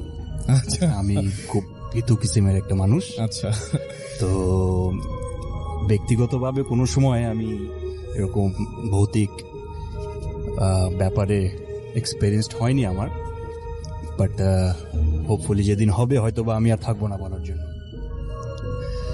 সো আমি যেটা বলতে চাচ্ছি সেটা হচ্ছে একটা শোনা কথা, মানে আমি আরেকজনের কাছ থেকে শুনেছি, নিজে এক্সপেরিয়েন্স করিনি। সেটা হচ্ছে আমি ছোটবেলায়, this is a story back in 95, যখন আমার বয়স 5 বা 6 বছর বয়সে, আমি আমার বাবা মার সাথে দাদাবাড়ি গিয়েছিলাম গাইবান্ধায়। জি। তখন আমাদের দাদাবাড়িটা একতলার বাড়ি ছিল, মানে ইটস এ সিঙ্গেল ফ্লোর, আর বাউন্ডারিটা যেটা ছিল সেটা পুরোটা তার কাটাতে ঘেরা ছিল। আচ্ছা। তো রাত তখন হয়তো বা বাজে 2:30 বা 3টা, মোস্টলি এই টাইমটাতেই সবকিছু হয়।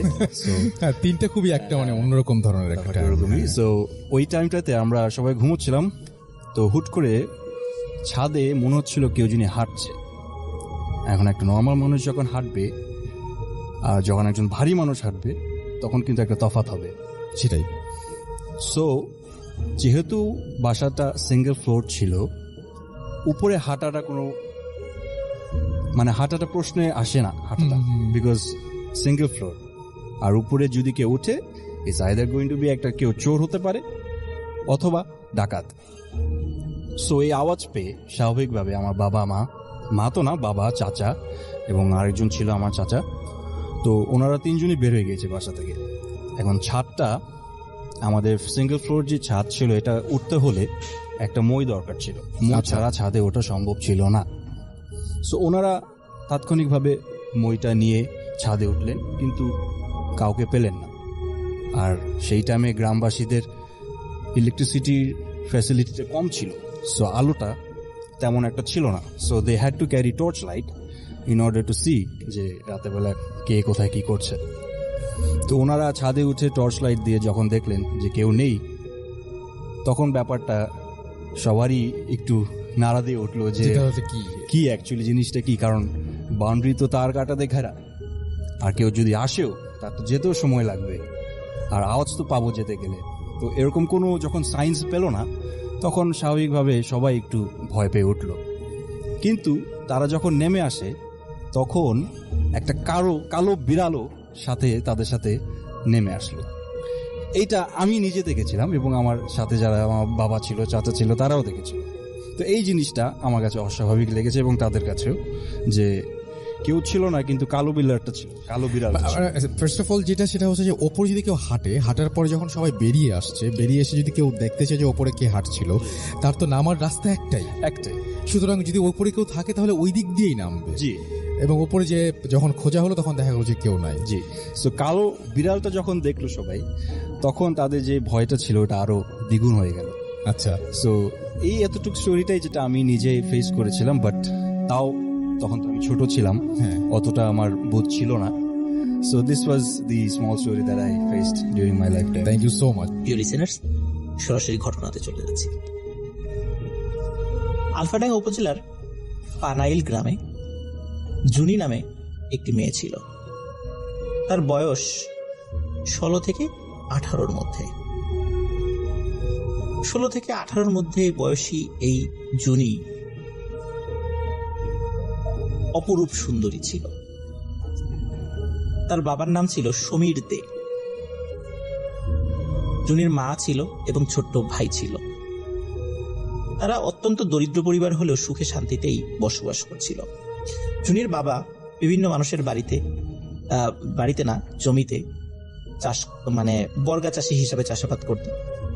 জুনি এবং জুনির মা তারা দুজনই বিভিন্ন মানুষের বাড়িতে কাজে সহযোগিতা করত, আর জুনির ছোট ভাই লেখাপড়া। এভাবেই তাদের চলে যাচ্ছিল। ওই গ্রামে 3টি ছেলে, যার একজনের নাম তরু, আরেকজনের নাম এনামুল, আরেকজনের নাম জায়েদ হাসান। 3জনই ছিল খুবই ঘনিষ্ঠ এবং অন্তরঙ্গ বন্ধু। এর মধ্যে তরু ছিল হিন্দু এবং জুনিও হিন্দু পরিবারের ছিল। তরু জুনিকে পছন্দ, কিন্তু জুনি আসলে তরুকে তেমন একটা বেশি পছন্দ করত না। যাই হোক, কোনো একদিন জুনির আচরণে তার পরিবার অস্বাভাবিকতা খেয়াল করে এবং ওই রাতেই জুনির বাসার কাছে একটি মাঝারি সাইজের আম গাছের ডালে জুনি গলায় দড়ি দিয়ে সুইসাইড করে। জুনি কেন সুইসাইড করেছে এটা তার পরিবারের লোকরা জানতে পারেনি। হঠাৎ করে মেয়ের এরকম মৃত্যুতে জুনির বাবা সমীর দে উনি খুবই শোকে কাতর হয়ে পড়েন। কয়েকদিনের মধ্যে উনি মারা যান। স্বামী এবং মেয়েকে হারিয়ে জুনির মা তিনিও শোকে ভেঙে পড়েন এবং তিনিও কয়েকদিনের মধ্যে মারা যান। জুনির ছোট ভাই, সে শারীরিকভাবে কিছুটা অসুস্থ ছিল। মা, বাবা, বোনের মৃত্যু, তার দেখাশোনার করার মতো পৃথিবীতে আর কেউ ছিল না। সেও কয়েকদিনের মধ্যে মারা যায়। গ্রামবাসী জুনির পরিবার নিয়ে আলোচনা করত, যাহা কি হলো, হঠাৎ করে কি এমন হয়ে গেল, জুনি সুইসাইড করলো, ওর পিতামাতাও শোকে মারা গেল, ওর ভাইটাও মারা গেল, কিভাবে একটি পরিবার শেষ হয়ে গেল। রাস্তার পাশেই একটি ঘর রয়েছে জুনিদের, একটি টিনের ঘর এবং একটি সোনের ঘর ছিল। এই ঘরটি এখন বিরান পড়ে আছে, কেউ সেখানে যায় না।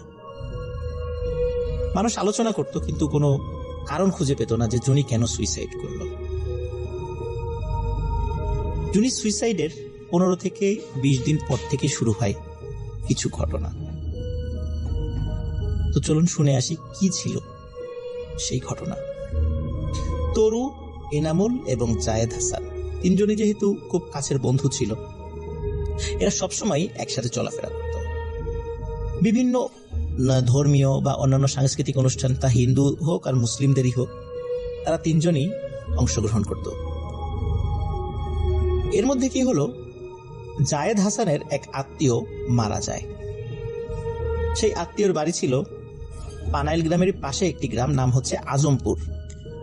এই আজমপুরে তারা সেই আত্মীয়র ওখানে যায়। আত্মীয়র লাশ দেখে সন্ধ্যার পরে এই 3 বন্ধু ফিরছিল। পানাইল গ্রামটা মধুমতি নদীর ঠিক পাশে অবস্থিত। তারা যখন পানাইল গ্রামের কাছে এসেছে, তখন সেখানে কাছাকাছি একটা জায়গায় শ্মশান রয়েছে এবং শ্মশানের পাশ দিয়ে আরেকটু এগিয়ে গেলে বড় একটি ব্রিজ রয়েছে এবং ব্রিজের ওই পাশে একটি বড় বট গাছ রয়েছে। এদিক দিয়েই সাধারণত যেতে হয়।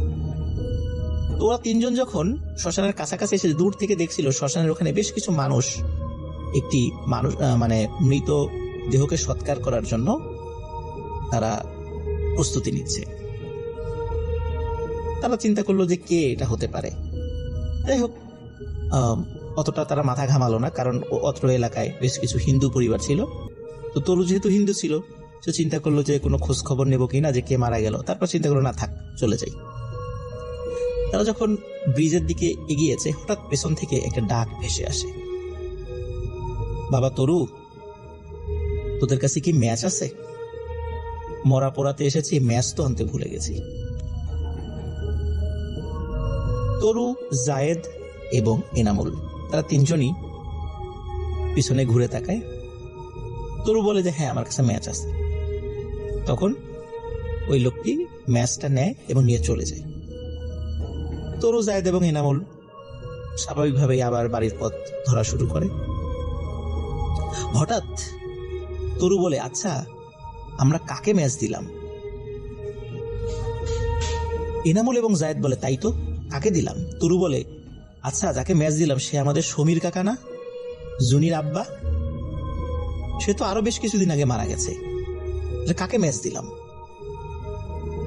ওরা শ্মশানের দিকে তখন ভালো করে তাকিয়ে দেখে সেখানে কেউ নেই, শ্মশানে একদম ফাঁকা। ওরা চিন্তা করে কি হলো আমাদের সাথে, কে ম্যাচ দিল? ভয় পায় তারা। তাড়াতাড়ি করে ব্রিজ পার হয়ে বটগাছের নিচ দিয়ে তারা বাড়ির পথ ধরতে থাকে। বটগাছের যখন কাছাকাছি এই 3 বন্ধু এসেছে তখন দেখে বটগাছের ডালে কিছু একটা ঝুলছে, সাদা কাপড় পরা কিছু একটা ঝুলছে। ওরা 3 জন চিন্তা করে এটা কে ঝুলছে। ওরা 3 জনের যেহেতু মোটামুটি সাহসী ছিল, ওরা বুঝতে পারে এখানে কেউ গলায় ফাঁস দিয়ে ঝুলছে। ওরা সেটা দেখে ভয় পায় না। ওরা চিন্তা করে কে ফাঁস দিয়ে ঝুলছে দেখি, কারণ মানুষদেরকে খবর দিতে হবে আশেপাশে। এই লাশটা দেখার জন্য তারা এগিয়ে যায়। তখন স্পষ্ট চাঁদের আলো ছিল। চাঁদের আলোতে তারা স্পষ্টভাবে দেখতে পায় এই লাশটি আর কারো নয়, জুনির লাশ। চোখ বড় বড় করে ওদের 3 জনের দিকে তাকিয়ে আছে। লাশটি কথা বলে ওঠে, বলে, তোরা কেউ বাঁচবি না, সবাই মরবি। আচমকা লাশের এই কথা বলা দেখে ওরা 3 জনই ভয়ঙ্কর ভাবে ভয় পেয়ে যায়। 3 জন চিৎকার করে দিক বিদিক ছুটতে থাকে। যেহেতু তাদের বাড়ি কাছাকাছি ছিল, তারা যে যার বাড়িতে চলে যায়। কিন্তু রহস্যজনক ব্যাপার হলো এই ঘটনা এই 3 জন ছাড়া ঘুণাক্ষরেও কেউ জানতে পারেনি, কারণ তারা এই ভয়ঙ্কর ঘটনা কাউকে বলেনি। এর কিছুদিন পরে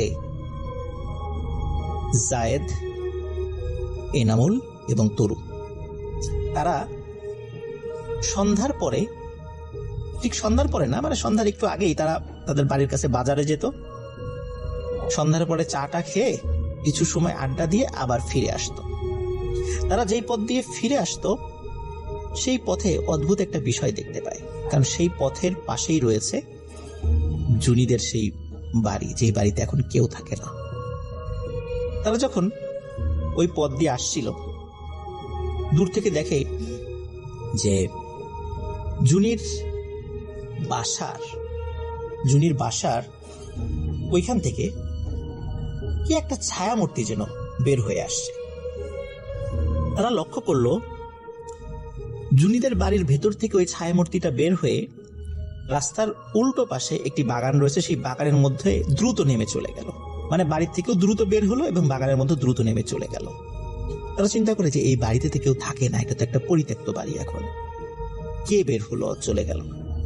প্রথম দিনকে তারা আসলে এই বিষয়টা তেমন গুরুত্ব দেয়নি। দ্বিতীয় দিন যখন তারা ফেরে, তারা একই দৃশ্য দেখতে পায়। তৃতীয় দিন ওরা বাজার থেকে ফেরার আগেই চিন্তা করেছে, আজকে যদি আমরা দেখি আমরা ওইটাকে ধরবো, ওটা কে ওই জুনির বাড়ি থেকে বের হয় আর বাগানের মধ্যে দ্রুত মিলিয়ে যায়। ঠিক আমরা যখন ওই পথ দিয়ে যাই তখনই আমরাই দেখি ঘটনা কি। তৃতীয় দিন ওরা যখন ফিরছিল তখনও আকাশে চাঁদের আলো ছিল জ্যোৎস্না রাত। রাস্তাঘাট স্পষ্টভাবে বোঝা যাচ্ছে এবং ওদের হাতেও তখন আলো ছিল। ওরা যখন ফিরছে ঠিক একই রকম ভাবে ওরা দেখতে পাচ্ছে জুনিদের বাড়ির ভেতর থেকে কোন একটা ছায়ামূর্তি বের হচ্ছে। তখন ওরা দ্রুত ওই ছায়ামূর্তিটিকে ধরার জন্য এগিয়ে যায়। ওরা অদ্ভুত বিষয় লক্ষ্য করে। অদ্ভুত বিষয় যেটা লক্ষ্য করে সেটা হচ্ছে যে যখনই ছায়ামূর্তি বুঝতে পেরেছে যে 3 জন দ্রুত এগিয়ে আসছে তাকে ধরার জন্য, ছায়ামূর্তি তখন তার চলার গতি দ্রুত না করে বরং স্লো করে দেয়, যাতে এই 3 জন তাকে ধরতে পারে। 3 জন যখন কাছে যায়, কাছে গিয়ে দেখে এটি আর কেউ নয়, এটি জুনি তখন বলে, ঘরের ছেলে ঘরে ফিরে যা, তোদেরকে একজন একজন করে মারব, শুধু সময়ের অপেক্ষায় থাক। এই বলে আবার দ্রুত জুনিদের বাগানের উল্টো পাশে যে বাগান ছিল সেই বাগানের মধ্যে জুনি মিলিয়ে যায়। ওরা 3 জন মারাত্মক ভয় পায়, জুনি তো মরে গেছে, তার লাশকে দাহ করা হয়েছে, এই জুনি কোত্থেকে আসলো। ওরা দ্রুত বাড়ি ফিরে যায়। এবারও এই ঘটনা ওরা কাউকে বলে না। প্রিয় লিসেনার্স, এখানে একটা বিষয় বলে রাখি, আলামিন ডাক্তার যেই বাগান পার হয়ে জুনিদের বাড়িতে গিয়েছিল। এটি হচ্ছে সেই বাগান যে বাগানের মধ্যে জুনি হেঁটে মিলিয়ে যাচ্ছে, যে ঘটনাটি আমি জুনিভূত পার্ট 1-এ আমি আপনাদেরকে বলেছি। যাই হোক, তরু, জায়েদ, এনামুল তারা বাড়িতে ফিরে যায়। এই ঘটনা কাউকে বলে না। পরের দিন সকালবেলা এনামুল ঘুম থেকে উঠে ছুটতে ছুটতে জায়েদের বাড়িতে যায়। ওদিকে জায়েদও ঘুম থেকে উঠে ছুটতে ছুটতে এনামুলের বাড়িতে যায়। এনামুলের বাড়িতে যখন জায়েদ যায়, জিজ্ঞেস করে এনামুল কোথায়। এনামুলের বাড়ি থেকে বলা হয় ও তো তোমাদের বাড়িতে গেছে সকালেই। আবার একই ঘটনা যখন জায়েদের বাড়িতে এনামুল যায়, তখন জায়েদের বাড়ি থেকে বলে তো তোমাদের বাড়িতে গেছে। দুজন পথে দেখা হয়। দেখা হয়ে বলতে থাকে, জানিস, বিশেষ করে এনামুল জায়েদকে বলছে, জানিস জায়েদ, আমি আজকে রাতে একটা ভয়ঙ্কর স্বপ্ন দেখেছি। জায়েদও বলে, আমিও তো একটা ভয়ঙ্কর স্বপ্ন দেখেছি। এই স্বপ্নগুলো দেখার জন্যই তো, এই স্বপ্ন দেখার জন্য কি ঘটনা ঘটেছে তোকে বলার জন্য তো আমি ছুটতেছিলাম। বলে, কি ঘটনা? প্রথমে জায়েদ বলে যে আমি দেখি যে জুনি যেই গাছে সুইসাইড করেছিল, তরু সেই গাছের সেই ডালে গলায় দড়ি দিয়ে ফাঁস দিয়ে ঝুলছে। এনামুল বলে, আমি তো একই স্বপ্ন দেখেছি। ওদিকে ওরা দুজন খবর পায় যে তরু হন্যে হয়ে জায়েদ এবং এনামুলকে খুঁজছে। যখন তরুর সাথে জায়েদ এবং এনামুলের দেখা হয়, তরু বলে, জানিস জায়েদ আর এনামুল, আমি আজকে রাতে একটা ভয়ঙ্কর স্বপ্ন দেখেছি। আমি দেখি জুনি যেই গাছে গলায় ফাঁস দিয়ে আত্মহত্যা করেছিল, সেই গাছে আমার লাশ ঝুলছে। ওরা তিনজন বলে, স্বপ্ন তো স্বপ্নই, এটা নিয়ে মাথা ব্যথার কিছু নাই, আমরা মনে হয় দুঃস্বপ্ন দেখেছি। কিন্তু তাই বলে একই স্বপ্ন তিনজন। জায়েদ কিছুটা নাস্তিক প্রকৃতির ছিল, সে বলে যে এটা নিয়ে মাথা ব্যথার কিছু নাই, এটা নিয়ে আমাদের চিন্তারও কিছু নেই, যে যার বাড়িতে চলে যায়।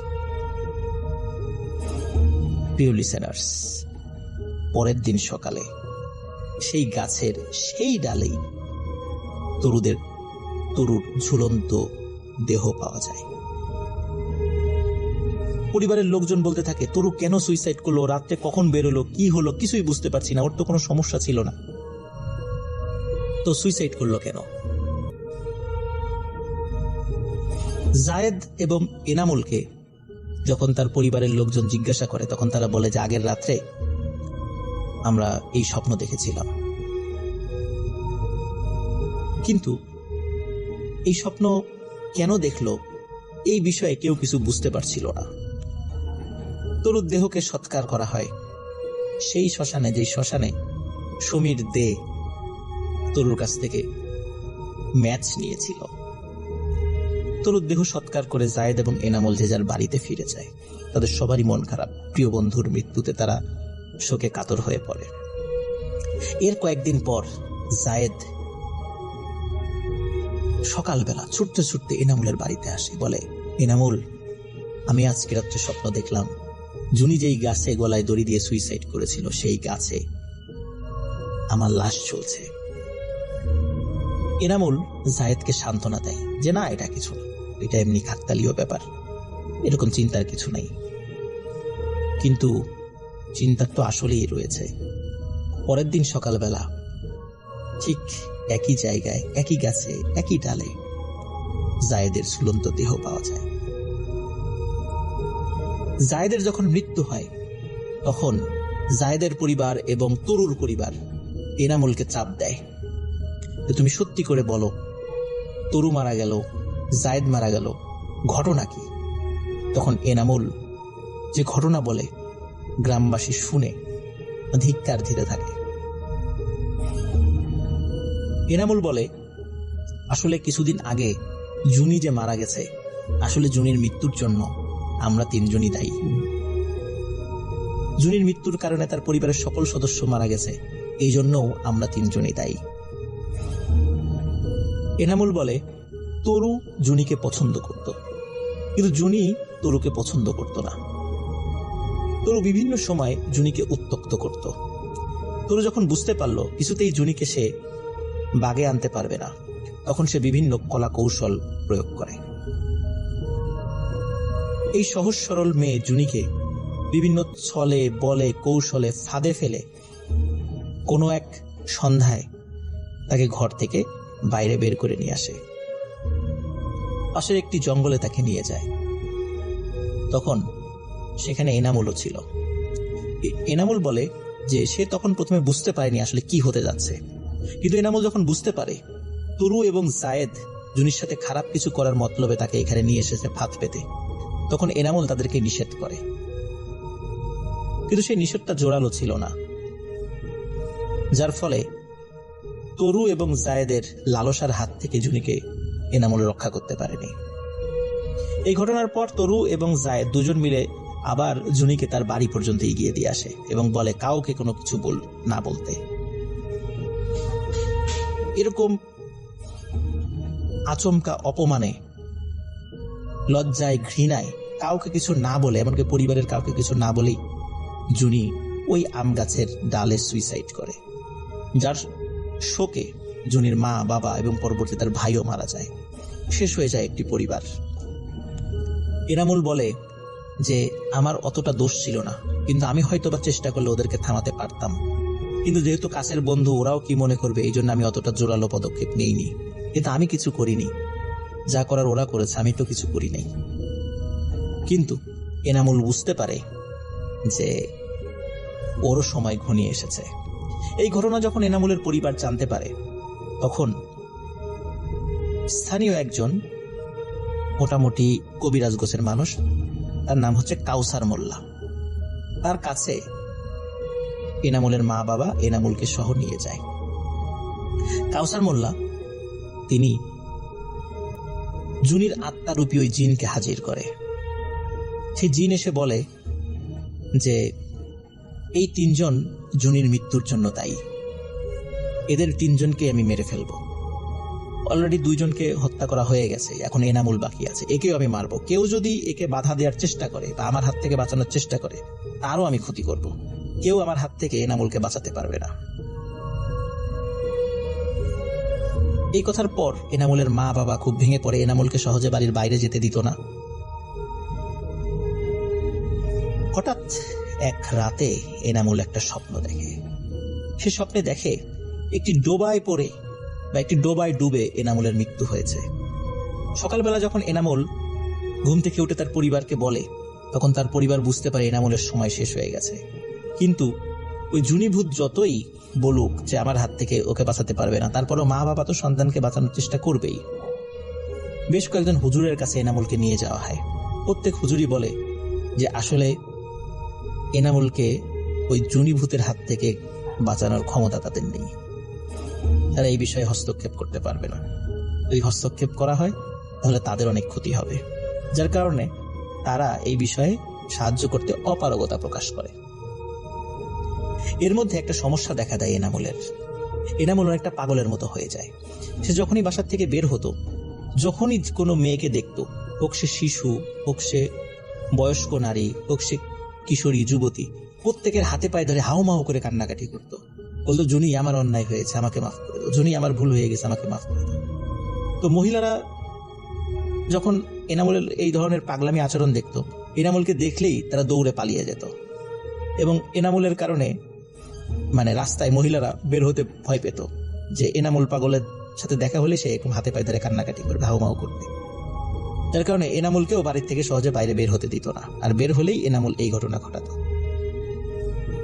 কোনো একদিন দুপুরবেলা এনামুল পরিবারের সদস্যদের সাথে বাসার কাছে একটি পুকুরে গোসল করতে যায়। সবাই গোসল করে ফিরে আসলেও এনামুলকে আর দেখা যায় না। পরিবারের সদস্যরা তাকে খুঁজতে থাকে, কিন্তু কোথাও এনামুলকে পাওয়া যায় না। ওই সময় অন্যরা যারা পুকুরে গোসল করেছিল তাদেরকে জিজ্ঞাসা করা হয়, তারাও বলে তারা এনামুলকে পুকুর থেকে উঠে আসতে দেখেনি। সবাই বুঝতে পারে এই পুকুরেই হয়তো বা এনামুলের লাশ রয়েছে। জাল ফেলে ডুবুরি নামিয়ে তন্ন তন্ন করে খোঁজা হলেও পুকুরের কোথাও এনামুলকে পাওয়া যায় না। এনামুলের মা বাবা আবার সেই কাউসার মোল্লার কাছে যায়। কাউসার মোল্লা জুনিভূতকে হাজির করে। জুনিভূত বলে, এনামুলকে আমি জীবিতও দেব না, মৃতও দেব না, ওকে আমি কি করেছি সেটাও বলবো না, এটাই ওর শাস্তি। এনামুলের মা বাবা খুব হাউমাউ করে কান্নাকাটি করে, বলে যে আমার ছেলের লাশটা অন্তত দাও, তাকে কবর দেই আমরা। এনামুলের মা বাবার কান্নাকাটি, বারবার অনুনয় বিনয়ের কারণে অবশেষে জুনিভূত রাজি হয়। জুনিভূত বলে, আগামীকাল জোহরের আজানের পরেই তোমরা সবাই পুকুরে যাবা, সেখানে আমি এনামুলের লাশকে ফেরত দিব, কিন্তু কেউ যেন পুকুরের আশেপাশে তখন না থাকে। জোহরের ঠিক আজানের পরেই তোমরা যাবা, তার আগে যেন পুকুরের আশেপাশে কেউ না থাকে। সত্যি পরের দিন জোহরের পর যখন এনামুলের পরিবার সেই পুকুরের কাছে যায়, দেখে এনামুলের লাশ উপর হয়ে ভেসে রয়েছে। তার লাশটা যখন পুকুর থেকে উঠায় তখন মনে হচ্ছে মাত্র কয়েক মিনিট আগে এনামুল মারা গিয়েছে। তার শরীর তখনও গরম ছিল। এনামুলকে কবর দেয়া হয়। এর সাথেই শেষ হয়ে যায় জুনিভূতের প্রতিশোধ। এই ঘটনার আরো প্রায় 50 বছর পরে জুনিভূতের দেখা মেলে নড়াইল জেলার লোহাগাড়া উপজেলার শালনগর ইউনিয়নে, যেখানে এক গ্রাম্য ডাক্তার আলামিনের সাথে জুনিভূত দেখা করে। কিন্তু আলামিন ডাক্তারের কিছু ছোটখাটো ভুলের কারণে নেমে আসে তার করুণ পরিণতি। সেই ঘটনা আপনারা শুনেছেন। প্রিয় লিসেনার্স, এখানে একটা বিষয়, সেটি হচ্ছে জুনিভূত যেই আম গাছে সুইসাইড করেছিল এবং তরু জায়েদ যেই গাছে তাদের লাশ পাওয়া গেছিল, সেই গাছটি এখনো রয়েছে আলফাডাঙ্গা উপজেলার পানাইল গ্রামে। গাছটি কিন্তু এমন বড় হয়নি, কিন্তু মোটা হয়েছে। ওই গাছের কেউ ডাল ভাঙতে পারে না, কেউ পাতা ছিঁড়তে পারে না, এমনকি কেউ আমও পারে না। আম যেগুলো নিচে পড়ে সেগুলো মানুষ খায়। যেই ওই গাছের কেউ ডাল ভাঙে বা কোনো পাতা ছেড়ে, তারই কোনো না কোনো ক্ষতি হয় এবং সবাই বলে এটি জুনিভূতি করে। কাউসার মোল্লা এখনো জীবিত আছে। তার কাছে হাজির হয়ে জুনিভূত বলেছিল যে আমি এই গ্রামেই থাকবো, আমি কোথাও যাব না, এই আম গাছেই থাকবো। কেউ এই আম গাছের ক্ষতি করার চেষ্টা করলে আমি তাকে ক্ষতি করব। প্রিয় লিসেনার্স, আম গাছটি এখনো রয়েছে। অদ্ভুত রকমের একটি গল্প, যেন সিনেমার গল্পকেও হার মানায়। হ্যাঁ প্রিয় লিসেনার্স, এটি ছিল জুনিভূতের ঘটনা। তো ঘটনায় চলে যাই। ঘটনা যেদিন ঘটে, অর্থাৎ আমার নানার বাবা দীর্ঘদিন পৃথিবীতে বেঁচে ছিলেন, প্রায় 110 বছর তিনি পৃথিবীতে বেঁচে ছিলেন। তিনি যেদিন মারা যায়, তো তিনি মারা যায় ঠিক সন্ধ্যার দিকে তিনি মারা যায়। তো সন্ধ্যার দিকে মারা যাওয়ার পর আমার নানা তিনি চিন্তা করলেন তার বাবা মারা গেছে, তো কাফন তো আনতে হবে।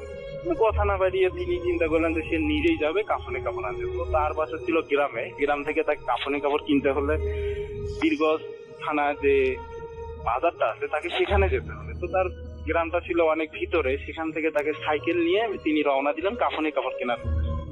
তো তিনি বাসা থেকে বের হলেন সাইকেল নিয়ে, নর্মাল ভাবে তিনি যেভাবে এতদিন বীরগঞ্জ থানায় এসে যে বাজার আছে সেখানে তিনি বাজার করতেন, ঠিক সেইভাবে তিনি রওনা দিলেন বাজার করার উদ্দেশ্যে। সেখানে এসে তিনি কাপড় কিনবে আর কি। তো তিনি বাসা থেকে বের হন, সাইকেল নিয়ে ভালোভাবে বের হন। তো গ্রাম অঞ্চলের রাসেল ভাই আপনি খেয়াল করে দেখবেন যে নদী পারাপারের জন্য সাঁকো থাকে, সাধারণত সাইকেল নিয়ে হোক বা যে কোনো যানবাহন নিয়ে চলাফেরা করার জন্য সাঁকো। তো তিনি সাইকেল নিয়ে বেশ ভালোভাবে সেই সাঁকোর কাছে পৌঁছালেন এবং সাঁকো পার হয়ে তাকে পৌঁছাতে হবে বীরগঞ্জ থানা যে বাজার আছে সেখানে যেতে হবে। তাকে গেলে ওই সাঁকোটা পার হতেই হবে সাইকেলে। তো তিনি ভাবলেন সাইকেলে যেভাবে পারে সেভাবে সাইকেল নিয়ে তিনি যখনই সাঁকোর উপর উঠলেন, তো ওঠার পরে তিনি নর্মালি দেখতে থাকলেন যে সাঁকোটা কাঁপাকাঁপি করতেছে। তো ভাবলেন কাঁপতেই পারে, বাঁশের তৈরি একটা সাঁকো, নর্মাল ভাবে এটা কাঁপতেই পারে। ব্যাপারটা তিনি নর্মাল ভাবে নিয়ে হতেই পারে, এটা সাইকেল নিয়ে উঠতে হতেই পারে।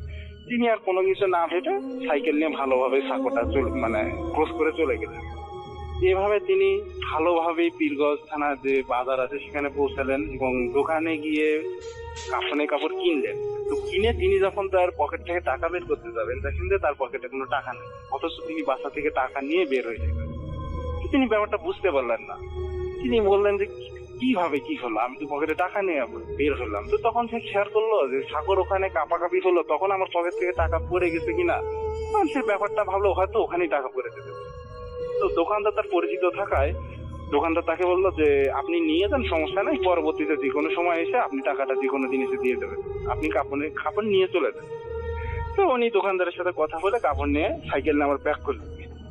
প্যাক করে আবার যখন ওই সাঁকোর কাছে আসলেন তখন তিনি চিন্তা করলেন যে এখানে তখন আমার টাকাটা পড়ে যেতে পারে একটু বেশি, এখানে পড়ছে কিনা। তো তিনি দেখলেন যে এক সাইডে টাকাটা পড়ে আছে, টাকাটা যেভাবে তিনি নিয়েছিলেন ওইভাবেই ভাগ করা এবং ওখানে টাকাটা পড়ে আছে।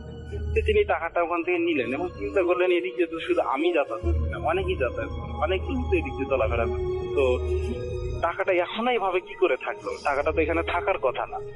তো তিনি আর ভাবলেন না হয়তো কেউ নেয়নি বা কারো জন্য হয়তো পড়েনি, তিনি ভালোভাবে টাকাটা হাতে নিলেন। টাকাটা হাতে নিয়ে তিনি নর্মাল ভাবে আবার বাসায় আসার জন্য তিনি যে পথটি বেছে নিলেন ওই পথটি ছিল শর্টকাট একটা পথ, যে তাড়াতাড়ি যেন বাসায় পৌঁছাতে হয়। অলরেডি সে যখন সন্ধ্যায় বের হয়েছিল তখন প্রায় রাত 9টা বাজতো। গ্রামের মধ্যে রাত 9টা মানে অনেক রাত। অলরেডি কাপড় কিনে নিয়ে তিনি যখন ব্যাক করতেছিলেন বেরোতে 9টা বেজে গেছে। তার একটু আসবে প্রায় 1 কিলোমিটার গেলেই তার বাসা। তো সেখানে 3 রাস্তার একটা মোড় আছে, 3 রাস্তার মোড়ে একটা বিরাট বড় বট গাছ। আসল ঘটনাটা ঘটে এখানে। তিনি যখন বট গাছের নিচে আছে হঠাৎ মনে হলো তার সাইকেলটা কেউ আটকায়, সাইকেলটা কেউ দাঁড় করাছে, যে সাইকেলটা সে পেডাল দিচ্ছে কিন্তু সাইকেল আর আগে যাচ্ছে না। তো সেখানে এসে থেমে গেল। থেমে যাওয়ার পরে মানে থেমে গেছে বলতে কি তার অনুভব হচ্ছে যে সাইকেলটা কেউ আটকাইছে, সে প্যাডাল করতেছে কিন্তু সাইকেল আর আগে যাচ্ছে না। ধীরে ধীরে সে খেয়াল করলো যে তার শরীরের উপর তার আর কোনো কন্ট্রোল শক্তি নাই, সে প্যাডালও করতে পারতেছে না, প্লাস সাইকেলটা এগিয়ে নিয়ে সেটা তো সম্ভবই হচ্ছে না। তো হঠাৎ সে লক্ষ্য করলো যে সাইকেল সহ তার দেহটা মানে তিনি নিজে সাইকেলের উপর বসে আছেন, সাইকেলটা সহ এবং তিনি নিজে উপরে উঠে যাচ্ছেন, মাটি থেকে অনেক উপরে উঠে যাচ্ছেন। ধীরে ধীরে তিনি বিষয়টা খেয়াল করতে থাকলেন যে তিনি বট গাছের একটা ডালের উপর ধীরে ধীরে উঠে গেলেন মাটি থেকে অটোমেটিক। তিনি বুঝতে পারলেন না তার সাথে কি করতেছে, যে এটা কি করে সম্ভব, এটা কি করে হতে পারে, যে কেউ নাই এখানে, কাউকে আমি দেখতেছি না, আমি কি করে উঠে যাচ্ছি। তো তিনি হঠাৎই নিজেকে দেখতে পেলেন যে মাটি থেকে তিনি বট গাছের উপরে অলরেডি উঠে গেছে। হয়তো তার মানে তিনি চিল্লাবেন না কি করবেন এটা তার মনে আসতেছিল না, তার আর কোনো শক্তি পাচ্ছিল না, সে তার নিজের দেহকে কন্ট্রোল করবে এই শক্তিটা নাই। প্লাস সাইকেলের উপরে সে অলরেডি বসে আছে, এইরকম অবস্থাতেই সে বট গাছের একটা ডালার উপরে উঠে গেছে। তো তখন সে মনে মনে ভাবতে থাকলো যে আমি নিজেকে তো বাঁচাতে হবে, এইভাবে তো আমি কি হবে, এখানে কি করতে চলেছে আমার সাথে, আমি তো কিছু বুঝতে পারছি। তখন সে মনে মনে যতটুকু পারে যে দোয়া করতে পারে তিনি মনে মনে সব মানে উচ্চারণ করতে থাকলেন বা যতটুকু পারে পড়তেছিলেন। তো হঠাৎ পড়তে পড়তে তিনি খেয়াল করলেন যে তার শরীরে আবার শক্তি ফিরে আসছে। তিনি যে নর্মাল ভাবে ছিলেন সেই নর্মাল ভাবে তার শরীরে শক্তি ফিরে আসতেছে, প্লাস স্বাভাবিক হচ্ছে।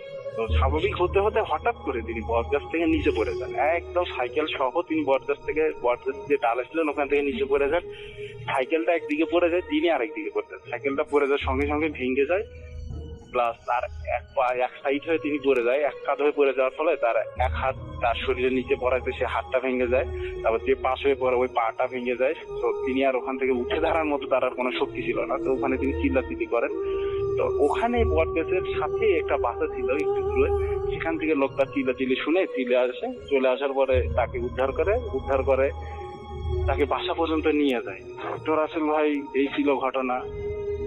তারপর সেখান থেকে তাকে নিয়ে যাওয়ার পরে তিনি বাসায় ভালোভাবে যান, তাকে ঘটনা সব এই লোকটাকে বলেন যে এই ঘটনা। লোকটা বলে যে এখানে অনেকের সাথে অনেক ঘটনাই ঘটে থাকে, ব্যাপারটা সেটা কঠিন কিছু না, এটা নর্মাল ভাবেই তিনি তাকে বোঝালেন, তাকে সান্ত্বনা দেওয়ার চেষ্টা করলেন। তো তাই ওই লোকটা কি তাকে আমার নানাকে ধরে ধরে ভালোভাবে বাসায় নিয়ে গেলেন।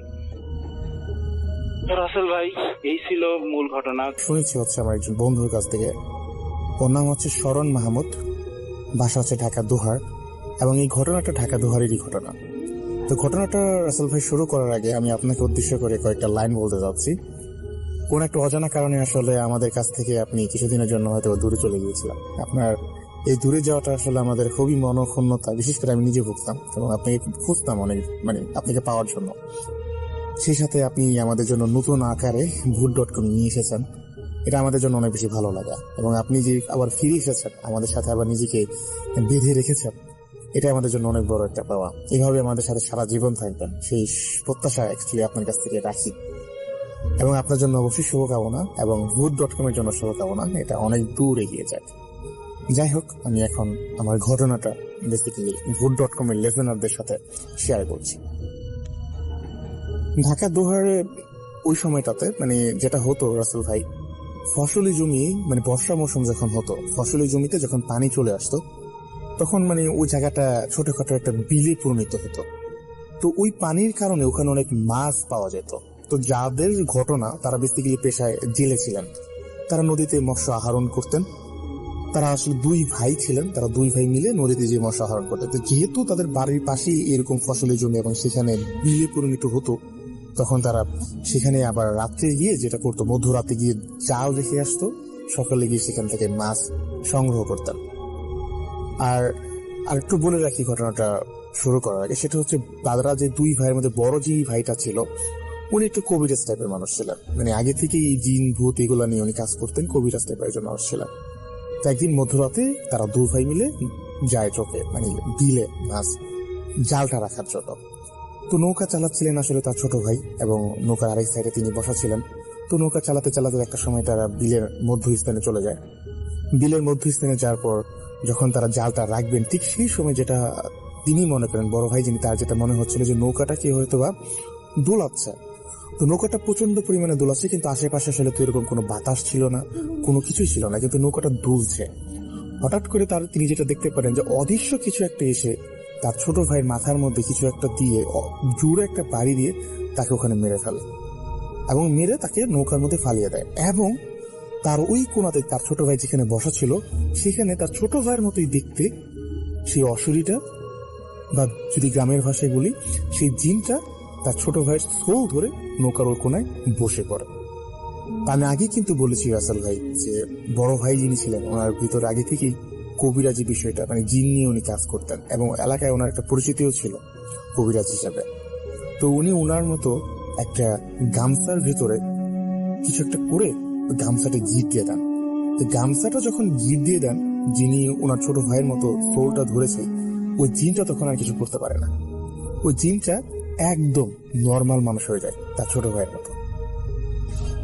ঠিক তার সাথেই ওই জিনটা মাছ ধরে, মানে জালটা রাখে, জাল রেখে নৌকা চালিয়ে তাকে নিয়ে বাসায়ও যায়। এবং যখন বাসায় যায়, যে গামছাটার মধ্যে মানে গামছা গিট দেওয়া হয়, সেই গামছাটা বড় ভাই যিনি থাকে উনি তার মার কাছে দিয়ে দেন, এবং মাকে বলেন যে এই গামছাটা খুব ভালো মতো রাখবা, এটা কখনো কাউকে দেবা না। তারপর দিন যেটা হয়, সবাই দেখতে পারে তার ছোট ভাই একটু বোকাশোকা একজন মানুষ ছিলেন, মানে ওরকম কাজে এরকম স্পিড ছিল না। তো তারপর দিন থেকে অদ্ভুত বিষয় ঘটতে থাকে, সেটা হচ্ছে সবাই, মানে বিশেষ করে গ্রামের মানুষজন তাকেই দেখতে থাকে, যেই মানুষটা এত বেশি অলস ছিল, সে এখন কাজ এত দ্রুত এত ফাস্ট করতে থাকে, মানে সেটা বলার অপেক্ষা রাখে না।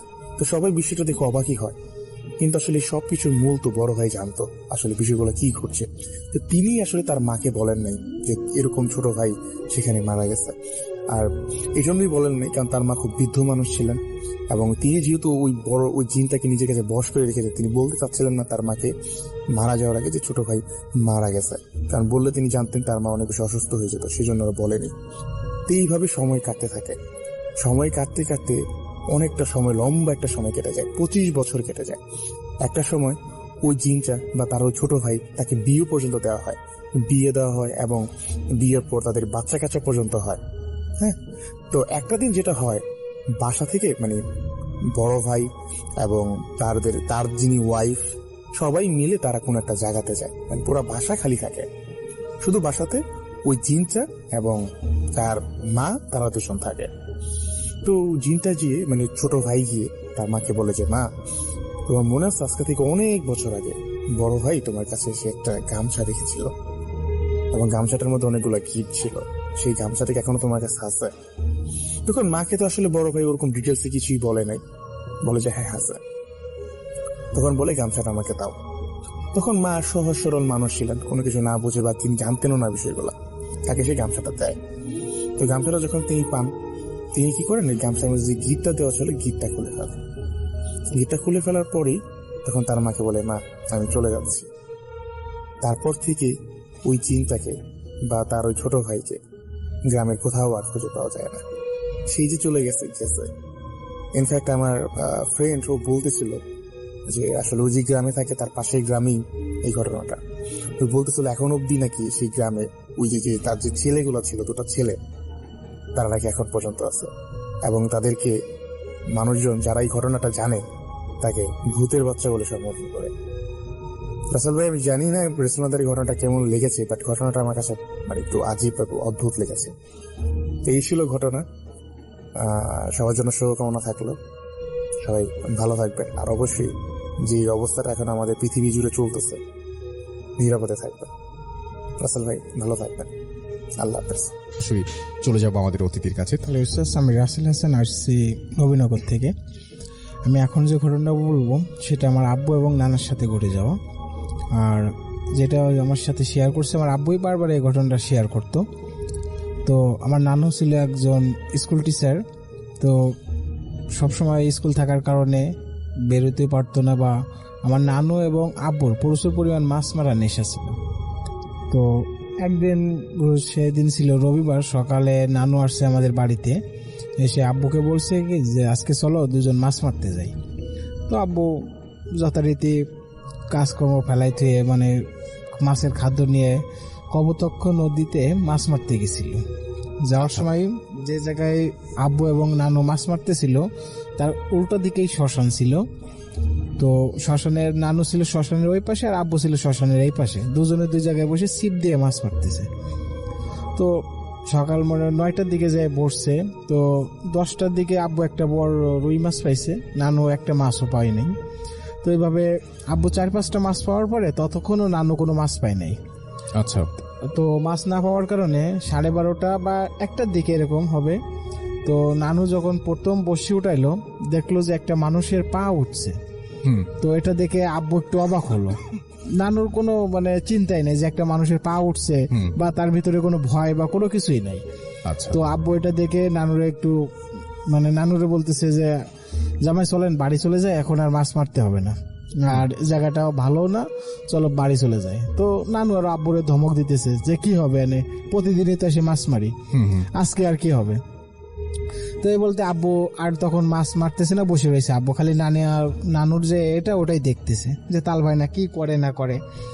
তার আধা ঘন্টা পরে বা এরকম 20-25 মিনিট পরে যখন আবার বসি মানে পাতাশি তোলাই গেছে, তখন আবার নানু টান দিছে।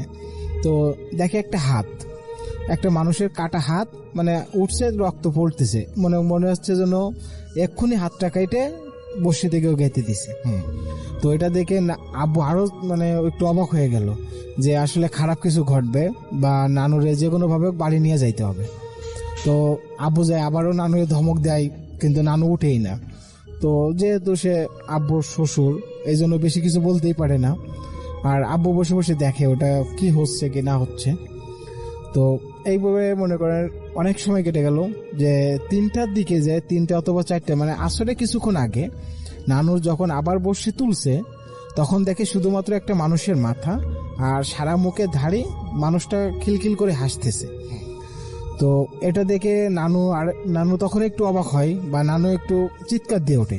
তখন আব্বু একটু সাইডে ছিল, সাইডে ছুটে যায়, দেখে যে এই অবস্থা, ছিপে ওরকম মানুষের মাথাটা চুলের ভিতরে আটকানো রয়েছে। তো নানুরে আব্বু অনেক ধমক দিল, তারপরে ছিপটা ভাঙিয়ে দিল। ভাঙিয়ে দেওয়ার পরে আব্বু জোর করে নানুরে বাসায় নিয়ে চলে আসলো। তো ভয় পাওয়ার কারণে নানু বাসায় আসলো। যখন আসার পরে নানুর প্রচুর পরিমাণ জ্বর। তো নানু তখন আমাদের বাসায় ছিল। আমাদের বাসা থেকে বিকালবেলা আবার মামার এসে নিয়ে গেল। নিয়ে যাওয়ার পরে সেই জ্বর অবস্থায় বাড়িতে নিয়ে গেল। নিয়ে যায় এইভাবে অনেক দিন অসুস্থ ছিল, মানে 3-4 মাস মতো অসুস্থ থাকার পরে আস্তে আস্তে নানু মানে শুকায় মারাই গেছিল। থ্যাংক ইউ সো মাচ আপনার ঘটনার জন্য, আপনাকে অনেক ধন্যবাদ। আপনার নামটা প্লিজ একটু বলবেন, আপনি কোথা থেকে এসেছেন, তারপরে আপনার ঘটনায় যাবো আমরা। আপনার তো ছোট ছোট অনেকগুলো ঘটনা আছে, আপনার নাম আর আপনি কোথা থেকে এসেছেন সেটা আগে শুনুন। থ্যাংক ইউ রাসেল ভাই, আমি রাইয়ান তেজগাঁ থেকে এসেছি। প্রথমেই যে ঘটনাটা আমি শেয়ার করতে চাইবো আজকে, সেটা কিছুটা স্বপ্ন রিলেটেড। আপনাকে যেটা আমি বলছিলাম বাইরে, ব্যাপারটা ছিল এরকম, আমাদের বাসা যেহেতু তেজগাঁয়, ওই টাইমটায় আমরা গ্রাউন্ড ফ্লোরে থাকতাম। তো একদিন রাতে ঘুমালাম।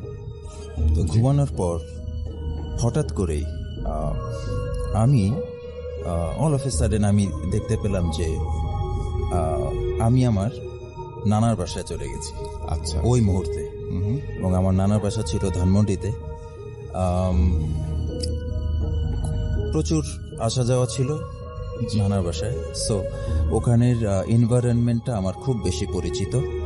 অন্ধকার অবস্থাতেও আমি সম্পূর্ণরূপে বুঝতে পারছিলাম আমি ওই মুহূর্তে আমার নানা নানুর যে রুমটা ছিল ওই রুমে আমি ভাসছেন আপনি? আমি ভাসছি আচ্ছা। এবং আমি অন্ধকারে ফ্যানের যে শব্দটা হচ্ছে খুবই পরিচিত শব্দ, আমি সেটাতে টের পাচ্ছি এবং আমি বিভিন্ন আসবাবপত্র ছুঁয়ে দেখছি, ধরছি।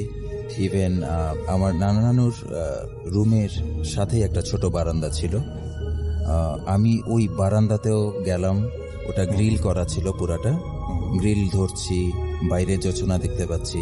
আবার রুমের ভিতরে ঢুকলাম।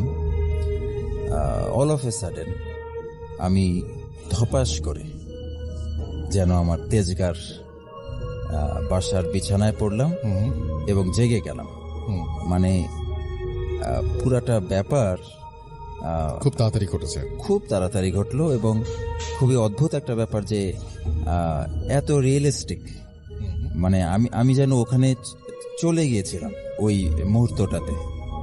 ওই সময়টা যেন আমি আমার নানার বাসাতে অবস্থান করছিলাম এবং আমি যেন হঠাৎ করেই আবার আমার বাসার বিছানায় চলে আসলাম। এরকম একটা ব্যাপার ছিল আর কি জিনিসটা। ওকে ওকে, আচ্ছা, আপনার সাথে তো আরো কিছু ঘটনা ঘটেছে, সেই ঘটনাগুলো আমরা একটু শুনে ফেলি যে আর কি ঘটনা আপনার সাথে ঘটেছে। আরেকটা ঘটনা আমি বলবো, এটাও আমার নানার বাসার কেন্দ্রিক একটা ঘটনা। আমি আগে একবার ইমেল পাঠিয়েছিলাম আপনাকে, ওখানে আমি একটু প্যাটার্নটা বলেছিলাম নানার বাসার, যে প্রতিটা তালার প্রথম রড যে সিঁড়ি, এটা থেকে ঘুরে পরবর্তী তালায় যাওয়ার আগে একটা করে ছোট এক্সটেন্ডেড তালা ছিল, যেটাকে আমি যে 1.5 তালা 2.5 তালা এভাবে বলেছিলাম। তো 3.5 তালার একটা ঘটনা বলি আমার নানার বাসার। ওই টাইমটাতে আমার নানার বাসায় কিছু মেরামতের কাজ চলছিল। তো যে কারণে ওই মেরামতের কাজ যারা করছিলেন তাদের একজন লিডার ছিল, তাকে সবাই সর্দার বলে ডাকতো। তো আমি 3.5 তালার যে রুমটা ছিল ওটার বারান্দায় গিয়ে দাঁড়ালাম। তো দেখলাম ওই সর্দার নামে যিনি, উনি রুমের ভেতরে একটা চৌকির মতো ছিল, ওখানে বসে টুকটাক কাজ করছেন, সামথিং যেমন বিভিন্ন যে কাজের জন্য রাজমিস্ত্রির কাজে যেসব জিনিসগুলো ব্যবহৃত হয় ওরকম জিনিসগুলো গুছোচ্ছেন, বের করছেন, রাখছেন, সামথিং লাইক দ্যাট। তো আমি বারান্দায় দাঁড়িয়ে ওনার দিকে যখন তাকালাম, উনি আমাকে বললেন, তোমাকে একটা জিনিস দেখাবো, তুমি দেখবা? তো আমি বললাম যে হ্যাঁ দেখান তো। তো ওনার যে জায়গাটা উনি বসা ছিলেন তার পাশে একটা বাথরুম ছিল, আর ওই বাথরুমের সামনে একটা ড্রাম রাখা ছিল। তো উনি বাথরুমের দিকে তাকিয়ে বললেন আয়। তো বলার সাথে সাথে বাথরুম থেকে একটা সম্পূর্ণ কালো ফিগার, এটা কোনো চোখ নাই, মুখ নাই, কিচ্ছু না, জাস্ট একটা কালো বডি বেরিয়ে ওই ড্রামের মধ্যে খুব সজোরে একটা করে থাপ্পড় দিচ্ছে আর সেকেন্ডের মধ্যে বাথরুমের মধ্যে ঢুকে যাচ্ছে। সে আবার বাথরুমের দিকে তাকায়, বলতেছে আয়। সঙ্গে সঙ্গে বাথরুম থেকে ওই ফিগারটা বেরিয়ে খুব তড়িৎ গতিতে ড্রামে থাপ্পড় দিয়ে আবার ঠিক সেভাবে বাথরুমে ঢুকে যাচ্ছে। এইভাবে 3-4 বার এই ব্যাপারটা রিপিট হলো। তো সঙ্গে সঙ্গে আমি ওখান থেকে এক দৌড়ে মানে বাসে চলে গেলাম। তো এটা ছিল সেকেন্ড ঘটনাটা। ওকে, আমরা আপনার কাছে আবারও ফিরে আসবো। প্রিয় লিসেনার, আশা করি প্রত্যেকটা ঘটনা আপনাদের মাঝে ভালো লেগেছে। তবে আপনাদের মাঝে কোন ঘটনাগুলো ভালো লাগে অবশ্যই কমেন্ট বক্সে জানিয়ে দেবেন। আমি পরবর্তী এপিসোডে ঠিক সেই ধরনের ঘটনা দেওয়ার চেষ্টা করব। আপনারা যাতে খুব সহজে এই ধরনের ঘটনা শুনতে পারেন, এই কারণেই বিভিন্ন জায়গা থেকে এই ঘটনাগুলো খুঁজে বের করে প্রতিনিয়ত রাত 10টা বাজে পাবলিশ করে থাকি। তাই বলবো, এখনো যারা এই চ্যানেলটি সাবস্ক্রাইব করেননি তারা অবশ্যই চ্যানেলটি সাবস্ক্রাইব করে নেবেন, সাথে থাকা বেল আইকনটা অন করে দেবেন, যাতে করে প্রতিনিয়ত রাত 10টা বাজে পাবলিশ করার সাথে সাথে আপনারা সেই ঘটনাগুলো শুনে আসতে পারেন। ভূতের বিভাগের যত ভয়ানক ঘটনা আছে প্রত্যেকটা ঘটনা বাছাই করে প্রতিনিয়ত রাত 10টা বাজে পাবলিশ করে থাকি। আপনারা চাইলে এই চ্যানেলে ঘুরে আসতে পারেন। এই চ্যানেলে অসংখ্য এপিসোড পাবলিশ করা আছে যা শুধুমাত্র বাছাইকৃত ভয়ানক ঘটনা। তো আজকের জন্য এখানেই বিদায় নেব। সকলেই ভালো থাকবেন, সুস্থ থাকবেন। আল্লাহ হাফেজ।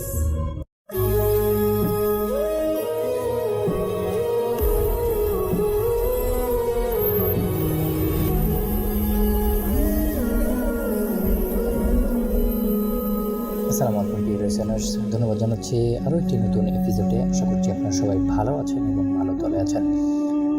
আপনারা হয়তো জানেন যে আমরা কিন্তু প্রতিনিয়ত আমাদের এই ইউটিউব চ্যানেলটিতে ফিরে আসি আপনাদের জন্য নতুন নতুন গল্প নিয়ে।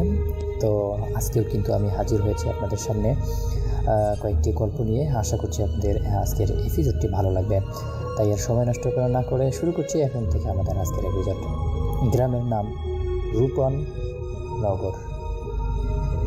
গ্রামে একটা ছোট চারপাশে গভীর জঙ্গল আর মাঝখানে একটা পুরনো শ্মশান রয়েছে।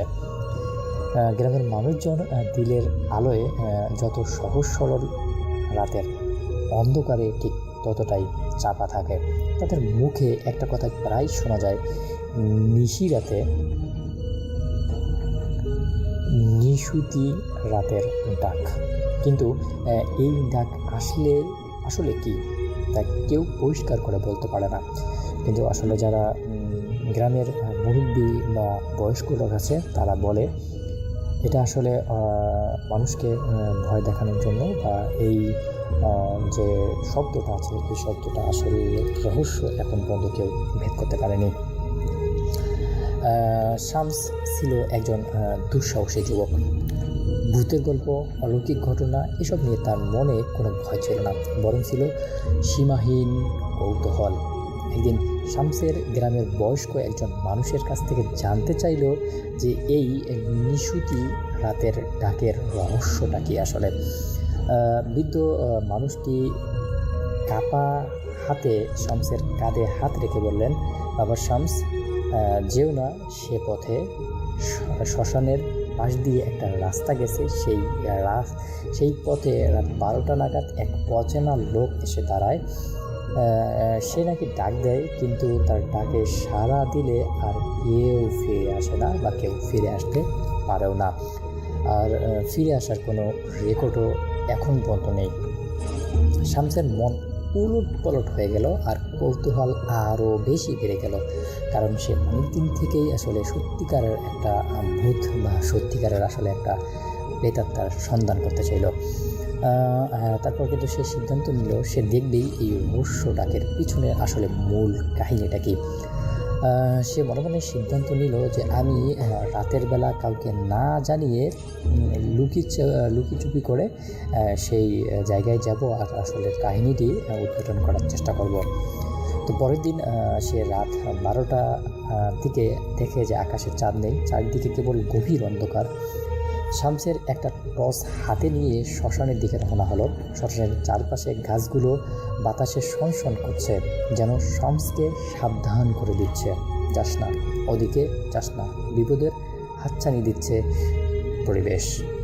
শামসের কাছে শ্মশানের কাছে পৌঁছানোর পর শামস দেখল সত্যিই একটা কালো ছায়া দাঁড়িয়ে আছে।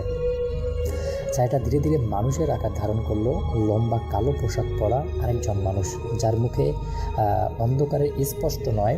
শামসের কাছে যে টর্চের আলো ছিল সেটা দিয়ে তার দেখা গেল যে তার চোখ দুটো জলজল করে জ্বলছে, যেন বিড়ালের চোখে রাতের বেলায় লাইট মারা হয়েছে। সমসম থমকে দাঁড়ালো, তার বুকের ভিতর ধরফরানি শুরু হয়ে গেল। সে ভাবলো, এ কি দেখছি আমি? দাদুর কাছ থেকে যেটা শুনেছি সেরকমটাই তো মনে হচ্ছে। হঠাৎ সেই লোকটা শান্ত কিন্তু গভীর কণ্ঠস্বরে ডাকলো, শামসের।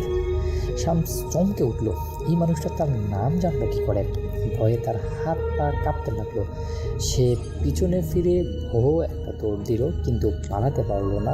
তার পা দুটি যেন কোনোভাবেই চলতেছে না, বা কোনোভাবেই সে সামনের দিকে এগোতে পারছে না।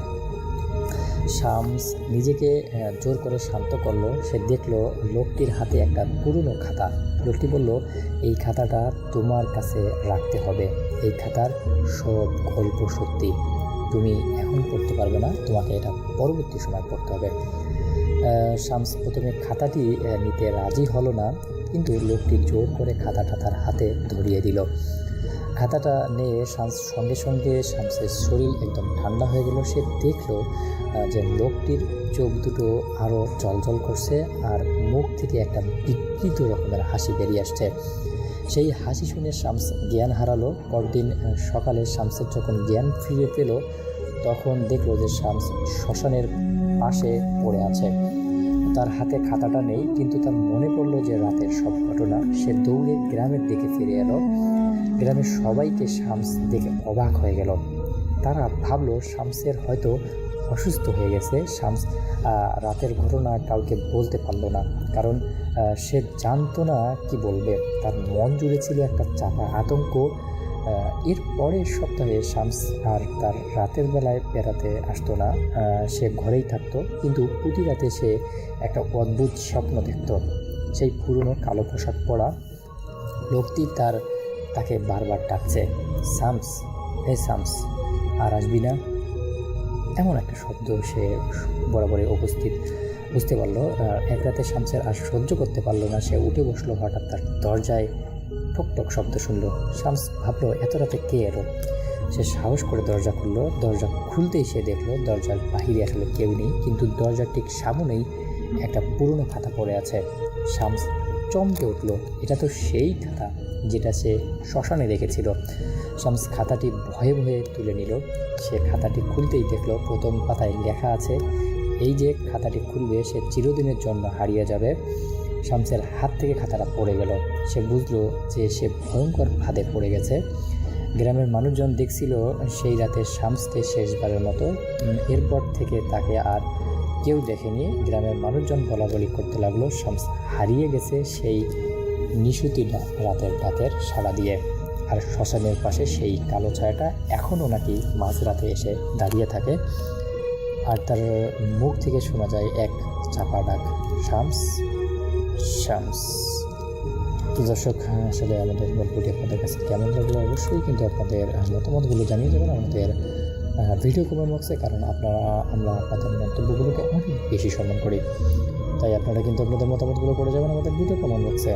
তো দর্শক, ভিডিও ছিল এতটুকুই। আবার দেখা হবে নতুন ভিডিওতে, নতুন এপিসোডে। ভালো থাকবেন, সুস্থ থাকবেন। আল্লাহ হাফেজ।